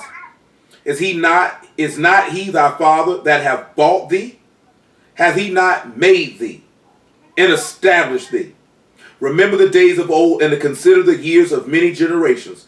Ask thy father and he will show thee, thy elders and they will tell thee. When the Most High divided to the nations their inheritance, when he separated the sons of Adam, he set the bounds of the people according to the number of the children of YAHUAH. For Yahuwah's portion is his people, and Jacob is the lot of his inheritance. He found him in a desert land, and in the waste howling wilderness he led them about. He instructed him, and he kept him as the apple of his eye. As an eagle stir up her nest and flutter over her young and spread abroad her wings and take them and bear them on her wings, so Yahuwah alone did lead him, and there was no strange Elohim with him. He made him to ride on the high places of the Arats, that he might eat the increase of the fields, and he made him to suck honey out of the rock and oil out of the flinty rock. Now what do y'all think that could mean, or what are we looking at here when he says, remember the days of old? Does Santa say somebody that could mute their phone because he says he's hearing a lot of noise?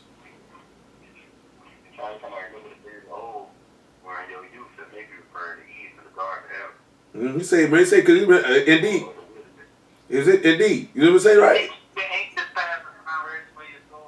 Then he say, consider the years of many generations. He said, ask thy father, he will show thee. He said, the elders, they'll tell thee. Then he said, he divided the nations in their inheritance. And he set the bounds according to the number of the children of YAHUAH, right? He said, Yahuwah's portion is his people. Jacob is the lot of his inheritance. What you think? And then he said he found him in a desert land, a howling wilderness. He said he led him and he taught him, kept him as the apple of his eye. And Yahuwah alone did lead him. What y'all think that could be referring to? And y'all were correct when he said consider the days of old. Because what else could they consider? The only things the children of YAHUAH could have considered was Abraham, Isaac, and Jacob, and Adam. So when he say he cast that lot, he say Jacob is the lot of his inheritance. What do you think he means when he says that lot, that's Jacob's the lot of his inheritance? That's what he said to the guy. That's what he said to Abraham.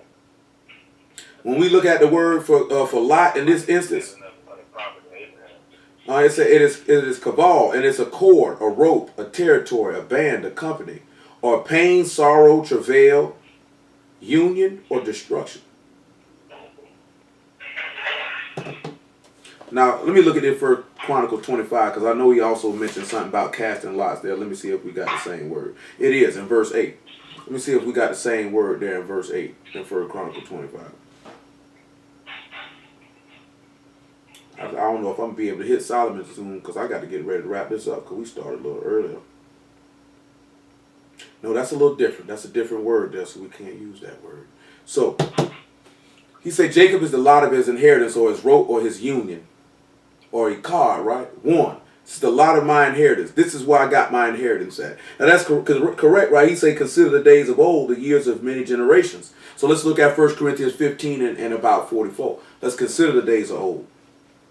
Matter of fact, let's look at Romans 5 and 11 before we look at 1 Corinthians 15. Let's consider the days of old. Just like Stanley just mentioned. He say, seek ye the ancient path and you shall find rest for your souls. They say, but we shall not walk therein. When he tell you to consider the days of old, consider Adam's error and mistake. Consider that and what happened and what occurred. The wages of sin is death, but the gift of Elohim is eternal life through YAHUAH HaMashiach. Consider the days of old. That's why he say these things were written aforetime for our learning. Romans 5:12, that we through the scriptures might have comfort and hope. Wherefore, as by one man sin entered into the world, and death by sin, so death passed upon all men, for all that all have sinned. For unto the Torah sin was in the world, but sin is not imputed where there is no Torah. Nevertheless, death reigned from Adam to Moses, even over all them that had not sinned after the similitude of Adam's transgression, who is the figure of him that was to come. But not as the offense, so also is the free gift. For if through the offense of one many be dead, much more the favor of Elohim and the gift by favor, which is by one man, YAHUAH HaMashiach, have abound unto many. And it is not as it was one sin, so is the gift. For the judgment was by one to condemnation, but the free gift is of many offenses unto justification. For by one man's offense death reigned by one, much more they which receive abundance of favor and of the gift of righteousness shall reign in life by one, YAHUAH HaMashiach. So that's why he tell you, consider the days of old. He said, ask your fathers, then the elders, they'll tell you about it. You know, ask your fathers about what happened with Adam. He died because of his unbelief, his disobedience, and what YAHUAH told him. Ask him about Noah and the flood. Remember the days of old. Ask them what happened when these people corrupted the way of YAHUAH upon the earth, and he had to destroy them. Ask about Abraham and what he had to do to the kings of Sodom because of their wickedness. Ask about Lot and consider what happened to Sodom and Gomorrah because they went after strange flesh and fornication. Ask about it. Consider that. Ask about what even happened to your forefathers in the wilderness for these 40 years. Had to leave their carcasses because they believed me not. Neither though I brought them out of Mizraim with a mighty hand and a stretched out arm and with signs and in wonders. I fed them with bread from Shamahim, gave them water out of the rock, and yet they believed me not for all of that. Consider those things. So when the master came back through and did all of those things, fulfilling the works of old, they did not consider those things. When he says, I set the boundaries of the sons of Adam according to the tribes of the children of Yasharal, you know that the, hello?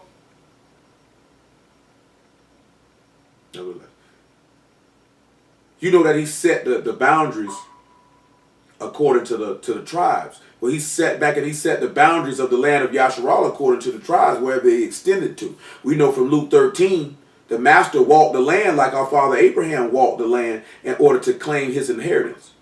This is a lot of his inheritance. This is the lot that I've given you. And Jacob is that lot. Hamashiach is that lot. And when we are in him and he is in us, then we are that same lot. And we're the apple of his eye. Because he told you that the eyes of YAHUAH are upon the righteous and his ears are open to their prayers. So his eyes are continually on that place. 1 Corinthians 15 and 44.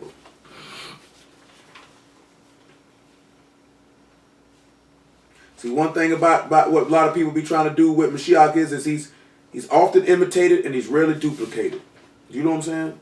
The reason why he's rarely duplicated is because not many people actually want to become him and be actually conformed to that image. They want to have a form of godliness but denying the power thereof. But when we look at these things in 1 Corinthians 15 and about 44, well, back actually about 40, we see that we have to actually duplicate him within ourselves and not just with the imitation. Not with the faking, but the actual becoming of him. Become him. Another copy. That's what he wanted to do is reproduce a godly seed. Like he told you in Malachi, I made them one that I might have a godly seed. I want a seed of children of upright men and women, set apart men and women. That man say, come out from among them and be ye separate and I shall receive you. That's a commandment. That was not a suggestion. That's a commandment. He said, come out. I mean, that's what I'm telling you to do. Come out from among them and be ye separate and I will receive you. Come out of her, my people, that you don't receive her plagues. If you don't come out from among them, you will be plagued with death, just like the world is going to get. You're going to get what they're going to get. 1 Corinthians 15 and 40. There are also celestial bodies and bodies terrestrial, but the esteem of the celestial is one, and the esteem of the terrestrial is another. There is one esteem of the sun, and another esteem of the moon, and another esteem of the stars, for one star different from another star in esteem. So also is the resurrection of the dead. It is sown in corruption, it is raised in incorruption. It is sown in dishonor, it is raised in esteem. It is sown in weakness, it is raised in power. It is sown a natural body, it is raised a spiritual body. There is a natural body, and there is a spiritual body. And so it is written, the first man Adam was made a living nephash, and this last Adam was made a quickening ruach. Howbeit that was not first which is spiritual, but that which is natural. And afterward, that which is spiritual. The first man is of the earth, earthy. The second man is this master from Shamahim. So come back to Deuteronomy 32 and let's line this up with what he just told you. There's a separation between that which is of the earth and that which was from on high. And we have to make sure that we become that which is from on high, transitioning away from that which is on the earth. This is why this man say he let him alone and there was no strange God with him, right? Say he found him in a desert land, in a waste howling wilderness, and he led him about and he instructed him. Well, we know the wilderness is representative of sin. I have to paraphrase this stuff because we getting kind of long. I think I started probably about almost 2 hours ago. So when we look at this, right, he said he led him in a waste howling wilderness and he instructed him. You know, he instructed Mashiach in the ways of life. We already read in Acts chapter 2. Peter referenced that when he was quoting Psalm 16, that the Father did this for the Son. He instructed him in the grave and he led him. There was no strange Elohim with him when he was in the grave. It was YAHUAH and YAHUAH alone. We got to turn around and see that same reference. There's nobody else with us. We are the apple of his eye. That's how he looked at Esau. That's how Isaac looked at Esau. That was the apple of his eye. This is my firstborn son. He eats of the venison which I love, and he smells of the field which YAHUAH have blessed. This is the apple of my eye. And when Jacob put on the garments to become as Esau, to receive that blessing, he looked at Esau in that same fashion. So when we put the son on, that the Father and Shamahim will look at us in this same fashion, and therefore we'll be the apple of his eye. He will lead us and instruct us in the way that we ought to go. That's why the Master told you in the 14th chapter of John, the way you know and the way you go. I've showed you what to do. Let's continue on, though. When he tell him that he'll ride upon the high places of the grass, that he may eat the increases of the field, and made him to suck the honey out of the rock and the oil out of the flinty rock, you know he's causing him to ride upon the clouds. He sits upon the mountains. He has rulership upon the earth. This is what he was telling these men to instruct them to teach the house of Elohim, to teach them about your Elohim, or to teach them about the son of Elohim. Because through belief in his name, that's how your soul's saved. Drop down about verse 20, though, in Deuteronomy 32. Well, make it 17. I just want you to hear 17 because we already read this in Corinthians. How you can't drink from the cup of devils and the cup of YAHUAH. You can't sit at that same table. You got to choose. See, that's what a lot of people want to do. That's why he say you got to come out from among them and be separate. You can't be with sinners and the Kadeshim. You're going to have to choose. This is what got Yasharal in trouble. He telling you this in the law now. They sacrifice unto devils, not to Elohim, to gods whom they knew not, to new gods that came newly up, whom your fathers feared not. Of the rock that begat thee, thou art unmindful, and have forgotten the Elohim that have formed thee. Mashiach died to be able to form you into the likeness of Elohim. Told you don't think it robbery to be made equal with Elohim. Mashiach didn't think that he would take anything from the Father to do this. And he told us, Paul was instructed us to have the same mind that he had. So when we turn around and we look at this here, when we turn from sin, when we give him the back and not the face, we're unmindful of the man who birthed you to cause you to become a new creature. How can we sit back and we can hear the word and forget it? That means you're not thinking upon his name, and therefore he will not put your name in the book of remembrance before them that thought on his name, because his word is not in your heart for you to think upon it and to dictate your actions and your movements. This is what he said right here in about verse 20, though. He said, I will hide my face from them, and I will see what their end shall be. For they are a very froward generation, children in whom is no faith. They have moved me to jealousy with that which is not Elohim. They have provoked me to anger with their vanities, and I will move them to jealousy with those which are not a people, and I will provoke them to anger with a foolish nation. For a fire is kindled in my anger, and shall burn unto the lowest hell, and shall consume the Arats with her increase, and set on fire the foundation of the mountains. I will heap mischiefs upon them, and I will spin my arrows upon them. They shall be burnt with hunger. and devour with burning heat and with bitter destruction. I will also send the teeth of beasts upon them with the poison of serpents of the dust. What do y'all think this could mean? I'll send beasts with teeth and the poison of serpents of the dust.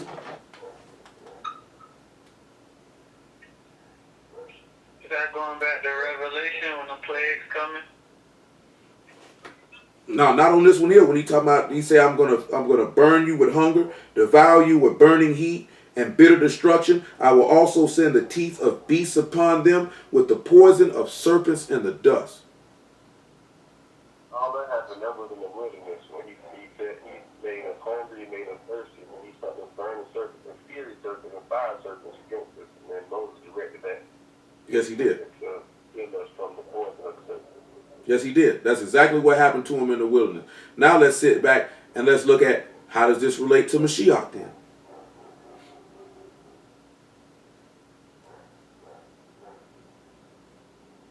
Because he said he's going to send them with serpents, poison of serpents from the dust.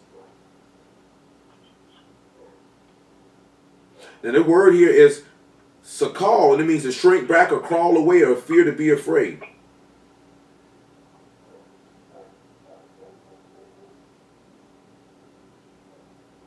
When we look at dust, it's just simple dust. Dry earth, dust, powder, ashes, earth, ground, mortar, rubbish, afar, right? Let's sit back and let's go ahead and line it up and let's see what this could mean, right? Let's look at Luke 12 and 49 when he said, a fire is kindled in my anger that are burned to the lowest hell. And let's see how they'll be burnt with hunger, devoured with burning heat, and bitter destruction. And let's see how the teeth of beasts would be upon them, and then the shrink back of the poison of the serpents of the dust. I guess we're just going to have to see how that instruct this song right here, aren't we? Let's look at Luke 12 and 49.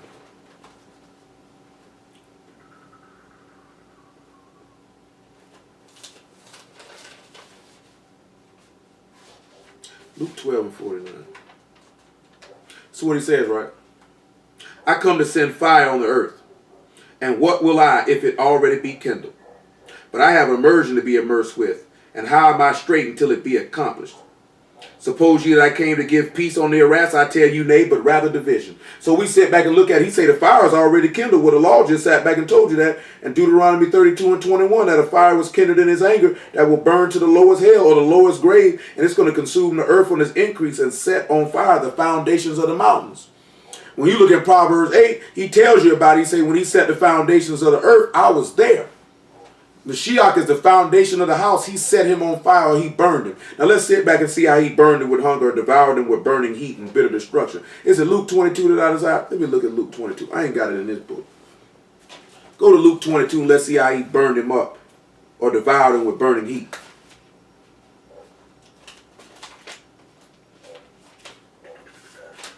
Luke 22. He said to his disciples, therefore I tell you, don't be anxious for your life. What will you eat? Nor yet for your body, what will you wear? Mm-hmm. Luke 22 and about 43. Make it 41. Make it, matter of fact, Luke 22 and 39. Because he sat back and said that he said when he sat back and he said the teeth of beasts and the poison, the surface of the dust or the ground. You should know when he got burnt with hunger and devoured with burning heat. He got burnt with hunger because when he sat back on the stake, he said he thirsty. You don't think he was just along with being thirsty, he might have been a little hungry? But let's look at 22 and 39 though. Let's see how he devoured him with a burning heat. And he came out and went as he was wont to the Mount of Olives, and the disciples also followed him. And when he was at the place, he said unto them, pray that you enter not into temptation. And he was withdrawn from them about a stone's cast and kneeled down and prayed, saying, Abba, if thou be willing, remove this cup from me. Nevertheless, not my will, but thine be done. And there appeared a Malachim unto him from Shamahim, strengthening him. And being in agony, he prayed more earnestly, and his sweat was as it were great drops of blood falling down to the ground. And when he rose up from prayer, he came to his disciples, and he found them sleeping for sorrow. And he said unto them, why sleep ye? Rise and pray, lest you enter into temptation. Now you notice he said he was sweating. He was sweating because he was getting about to be devoured with that burning heat. What is that burning heat? That furnace of affliction, that trial of your faith, which is more precious than gold. He's about to be set on fire on every side. He's about to be pure. Look at Daniel chapter 12. Is it Daniel 12? If it ain't Daniel 12, it's Daniel 11. I won't say it's Daniel 11. Daniel 11 and 31.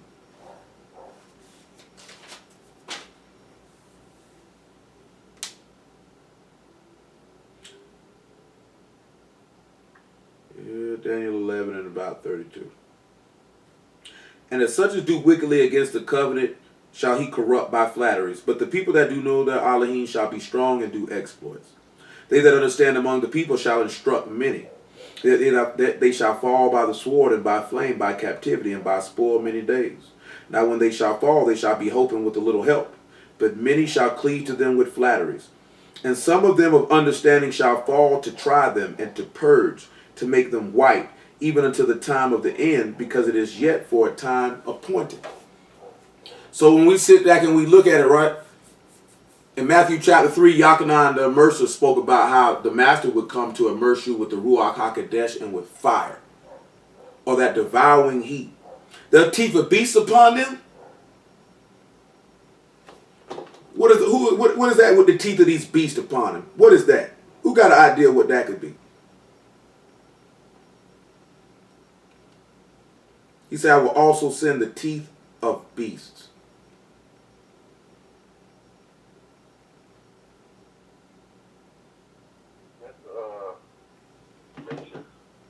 Yeah, I'm talking about on Mashiach. Because we know he did that as a nation-wise to YAHUAH. But remember, we looking at this as song is a prop. What we looking at is here for this song is these dudes say these songs are not prophecies, they just songs.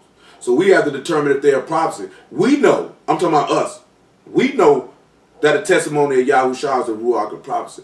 But for the sake of this man saying that David was not a prophet, he was just singing songs, we have to determine if these songs that we're reading about are they prophecies that instruct us in the way of Yahushua. And if they are, then somebody ought to burn in hell for lack of understanding. So who would these teeth of these beasts be? If it's the nations for YAHUAH that devoured us, then who were the teeth of the beast that devoured Mashiach?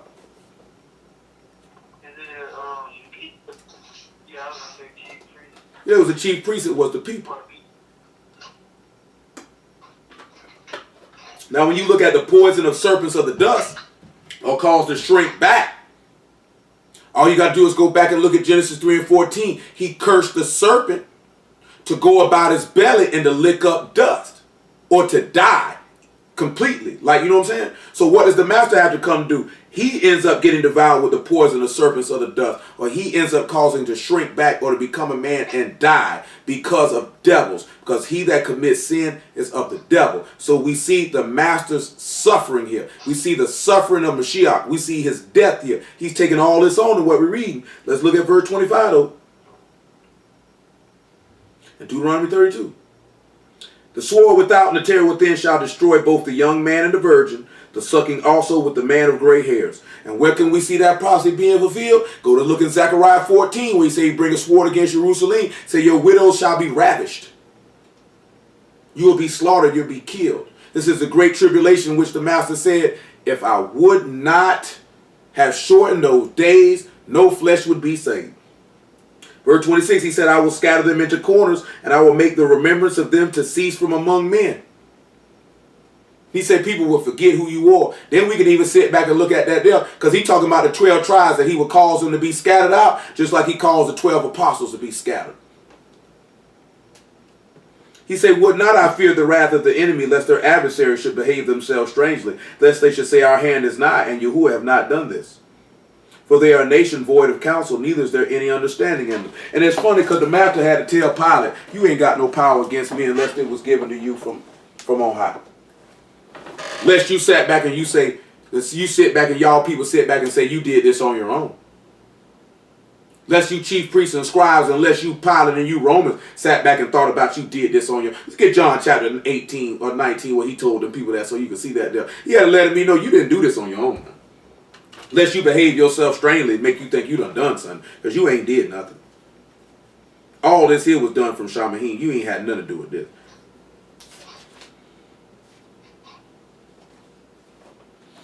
It's about John 19 and 10.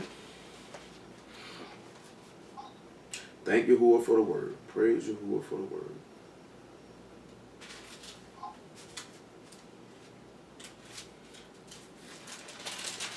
John 19:10. Make it 8. When Pilate therefore heard that saying, he was more afraid. And he went into the judgment, and it went again into the judgment hall, and saith unto Yahushua, Whence art thou? But Yahushua gave him no answer. Then saith Pilate unto him, Speak thou not unto me? Know thou not that I have power to crucify thee, and have power to release thee? Yahushua answered, Thou could have no power at all against me, except it were given thee from above. Therefore he that delivered me unto thee have the greater sin. This man just sat back and told these people, you ain't got no power against me except it was from given above. Now look at verse 27. This man just sat back, worried not that I fear the wrath of the enemy, lest them their adversaries should behave themselves strangely. They should say, Our hand is nigh. Yahuwah have not done all this. Because in these people's mind at that time, they felt like y'all hadn't done any of this. When it was Yahuwah setting this thing up from the beginning of the world for y'all to follow lock, stock, and barrel into my plan and fulfill my word by condemning yourself, by condemning my son. It's the same token and same way that people are condemning themselves by fulfilling the book at the very moment. Continuing on to Deuteronomy 32.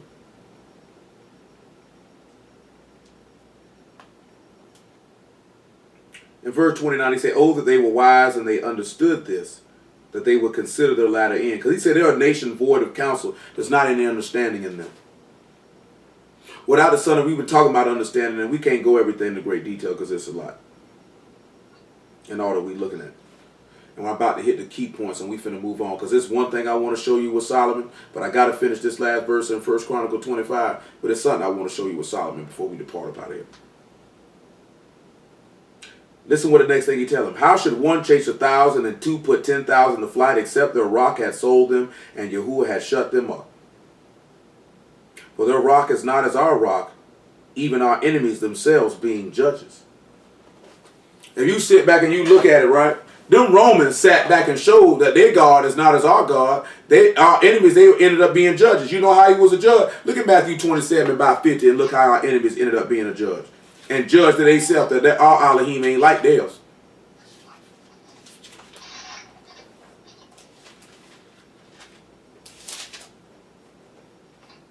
Same thing we looked at Wednesday. He said, man, y'all got customs and stuff. Ain't lawful for us to keep being Romans. Same way they did that to Daniel. We got to get against him against his Elohim. Our God ain't like theirs. Allah let you marry little kids and got 70 virgins for you waiting up there in heaven for you somewhere. You can knock a sheep down. Y'all only knows what them Buddhas got going on. You know what I'm talking about?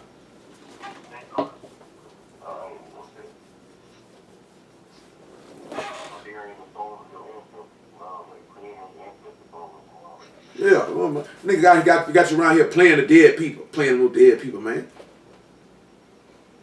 27:50. Yahushua, when he had cried again with a loud voice, yielded up the Ruach.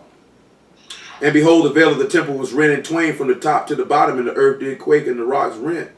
And the graves were opened, and many bodies of the Kadeshim which slept arose, and came out of the graves after his resurrection, and went into the Kadesh city, and appeared unto many. Now there was centurion, and they that were with him watching Yahushua saw the earthquake and those things that were done. They feared greatly, saying, Truly, this was the son of Elohim. See, our own enemies being judged, that our God ain't like theirs. They God ain't never did nothing like that.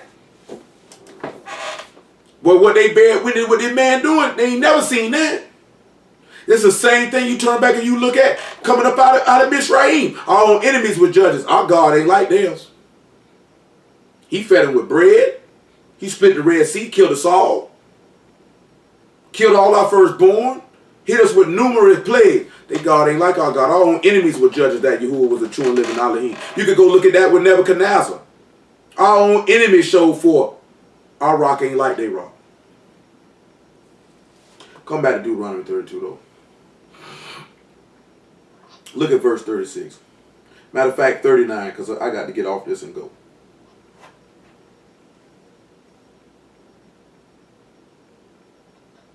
He says, See now that I, even I, am he, there is no Elohim with me. I kill, and I make alive, I wound, and I heal.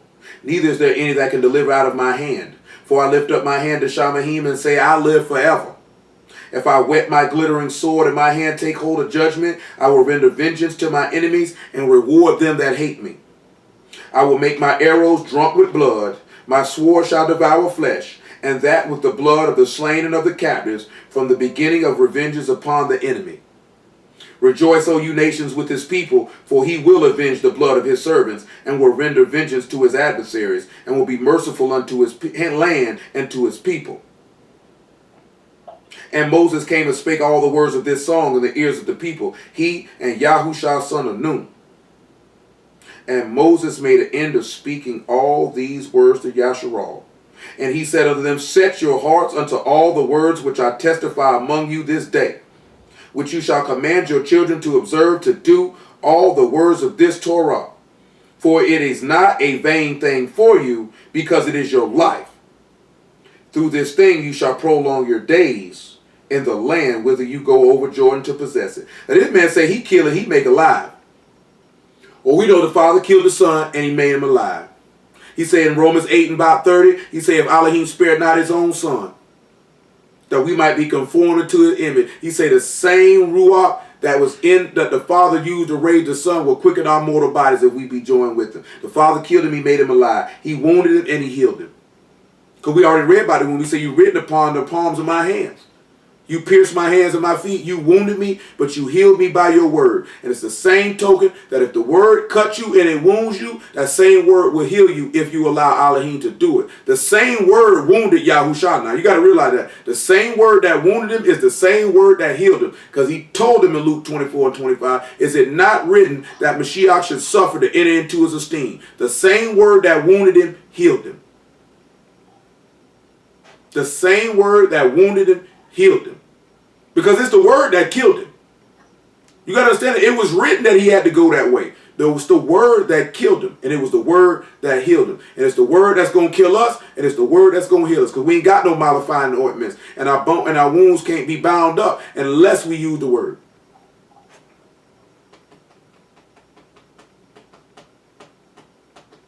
When we look at verse 41, he say, wetting his glittering sword and his whole hand taking hold of judgment and render vengeance. Y'all know that's Revelation 19 and Revelation 14. You know it's this man's return. This is a prophecy. This just ain't no song.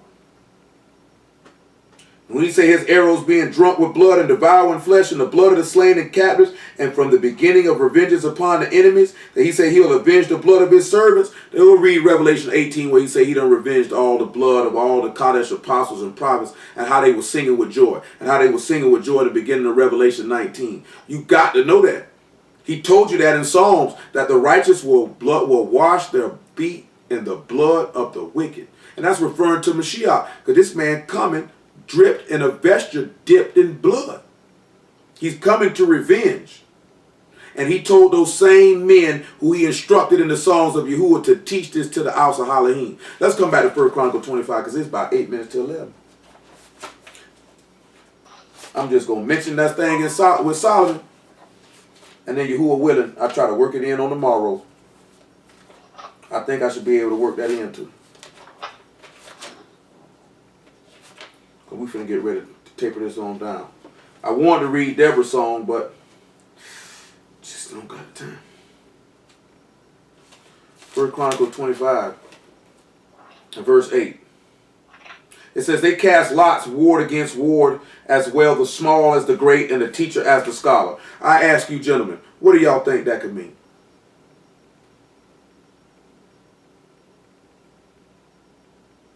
When we look at casting lots, ward against ward, everybody. Ward against ward. When we look at lots in this instance, it's goral. And it is literally a lot or a thing assigned. Even something as an unused root for meaning to be rough as a stone or a pebble, or small stones being used as a portion or destiny. Now when we look at ward against ward, that word there is mishmareth. And it is a guard, a function, or obligation, a service, or a watch, or an office. So basically right now we're looking at somebody who's been chosen for a job. A stone that has a job, a small stone that has a job. He said, as the small, with his katan, which is young, small, insignificant, or unimportant, as the great. So he say the small is no different than the great. That is gadol, and that's great, large, great things, greatness, all this. As small as this is great. Teacher as the scholar. So we know teacher in this instance is the B'nai, and that's somebody who has the ability to observe or cause to understand or give understanding or to teach. Now when we look at scholar, it is I'm going to mispronounce it, but a Taladim or a disciple. So now saying all of that, what y'all think about now? You say it's small stone against stone, as well as the small as the great, and the teacher as the scholar.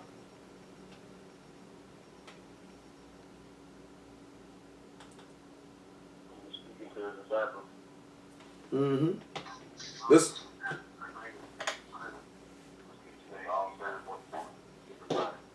going right back to what we looked at, and it made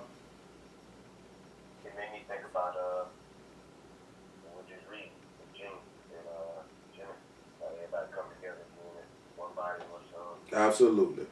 Praise Yahuwah, because that's what we were coming back to bring it all in at the end, make it all be there together, right?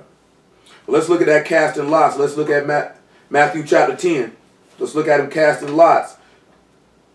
Small is the great. Then after Matthew 10, Matthew 20.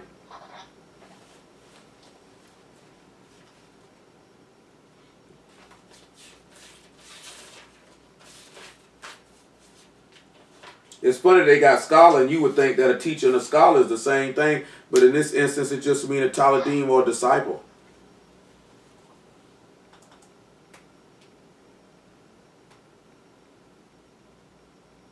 Praise Yahuwah for the word. Matthew 10 and 1.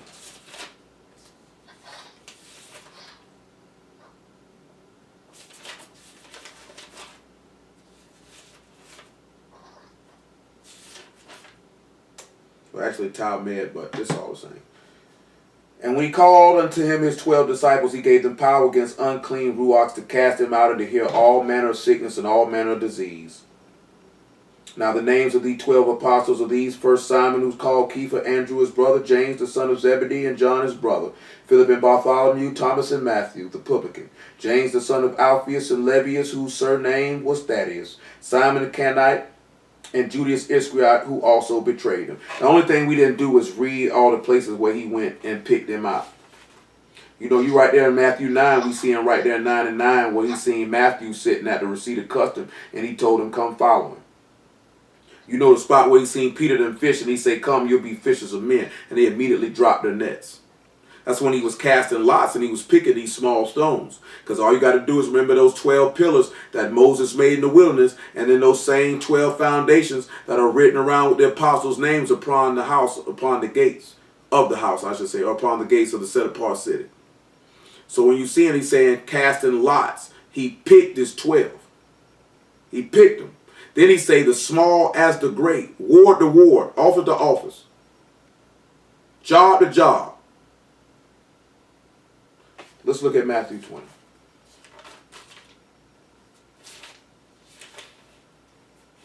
And 20.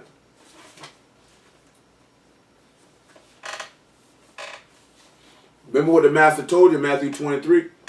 He said, he that humbleth himself shall be exalted. He that exalts himself shall be abased. He say, and you are all brethren. Then came to him the mother of Zebedee's children with her sons, worshiping him and desiring a certain thing of him.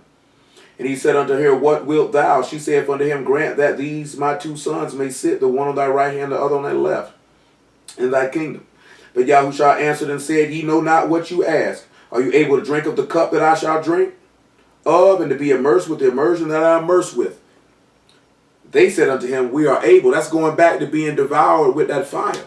See, a lot of people sit back and they say that they want to drink from this man's cup and they want to die. And they say they want to be immersed in his immersion and be burned with that fire, that furnace of affliction. But at the end of the day, many end up finding out they're not able.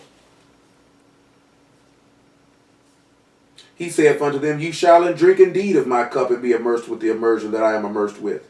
But to sit on my right hand and on my left is not mine to give, but it shall be given to them for whom it is prepared of my Father. And when the 10 heard it, they were moved with indignation against the 2 brethren. But Yahushua called unto him and said, Ye know that the princes of the Gentiles exercise dominion over them, and they that are great exercise authority upon them. Again, small as the great, right? But it shall not be so among you. Whomsoever will be great among you, let him be your minister. And whosoever will be chief among you, let him be your servant. Even as the Son of Man came not to be ministered unto, but to minister and to give his life a ransom for many. So he had set the stage that the small and the great would be equal to one another. He says the small is the great, ward to ward, office to office. We already know what the office is in Ephesians 4. Apostles, prophets, evangelists, pastors, teachers, all for the edification of the body. And he said as the teacher, as the scholar. John 15 and probably about 17. And Luke 6 and 40.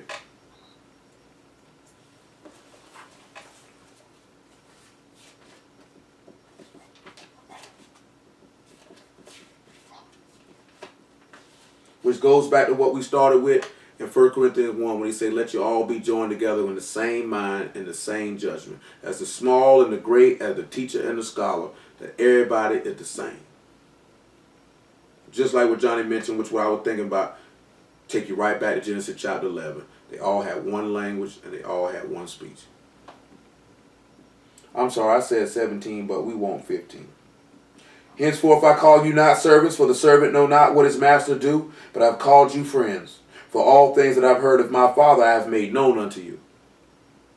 You have not chosen me, but I have chosen you and ordained you that you should go and bring forth fruit, and that your fruit should remain, that whatsoever you shall ask of my Father in my name, he may give it to you.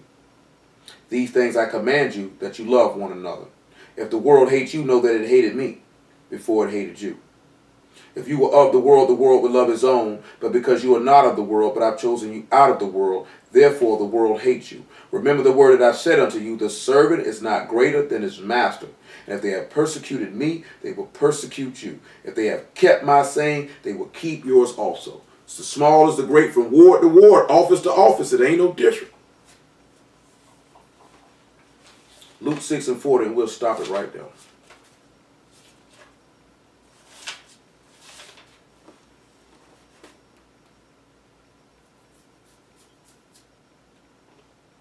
The disciple is not above his master, but everyone that is perfect, everyone that is complete, everyone that is whole shall be as his master.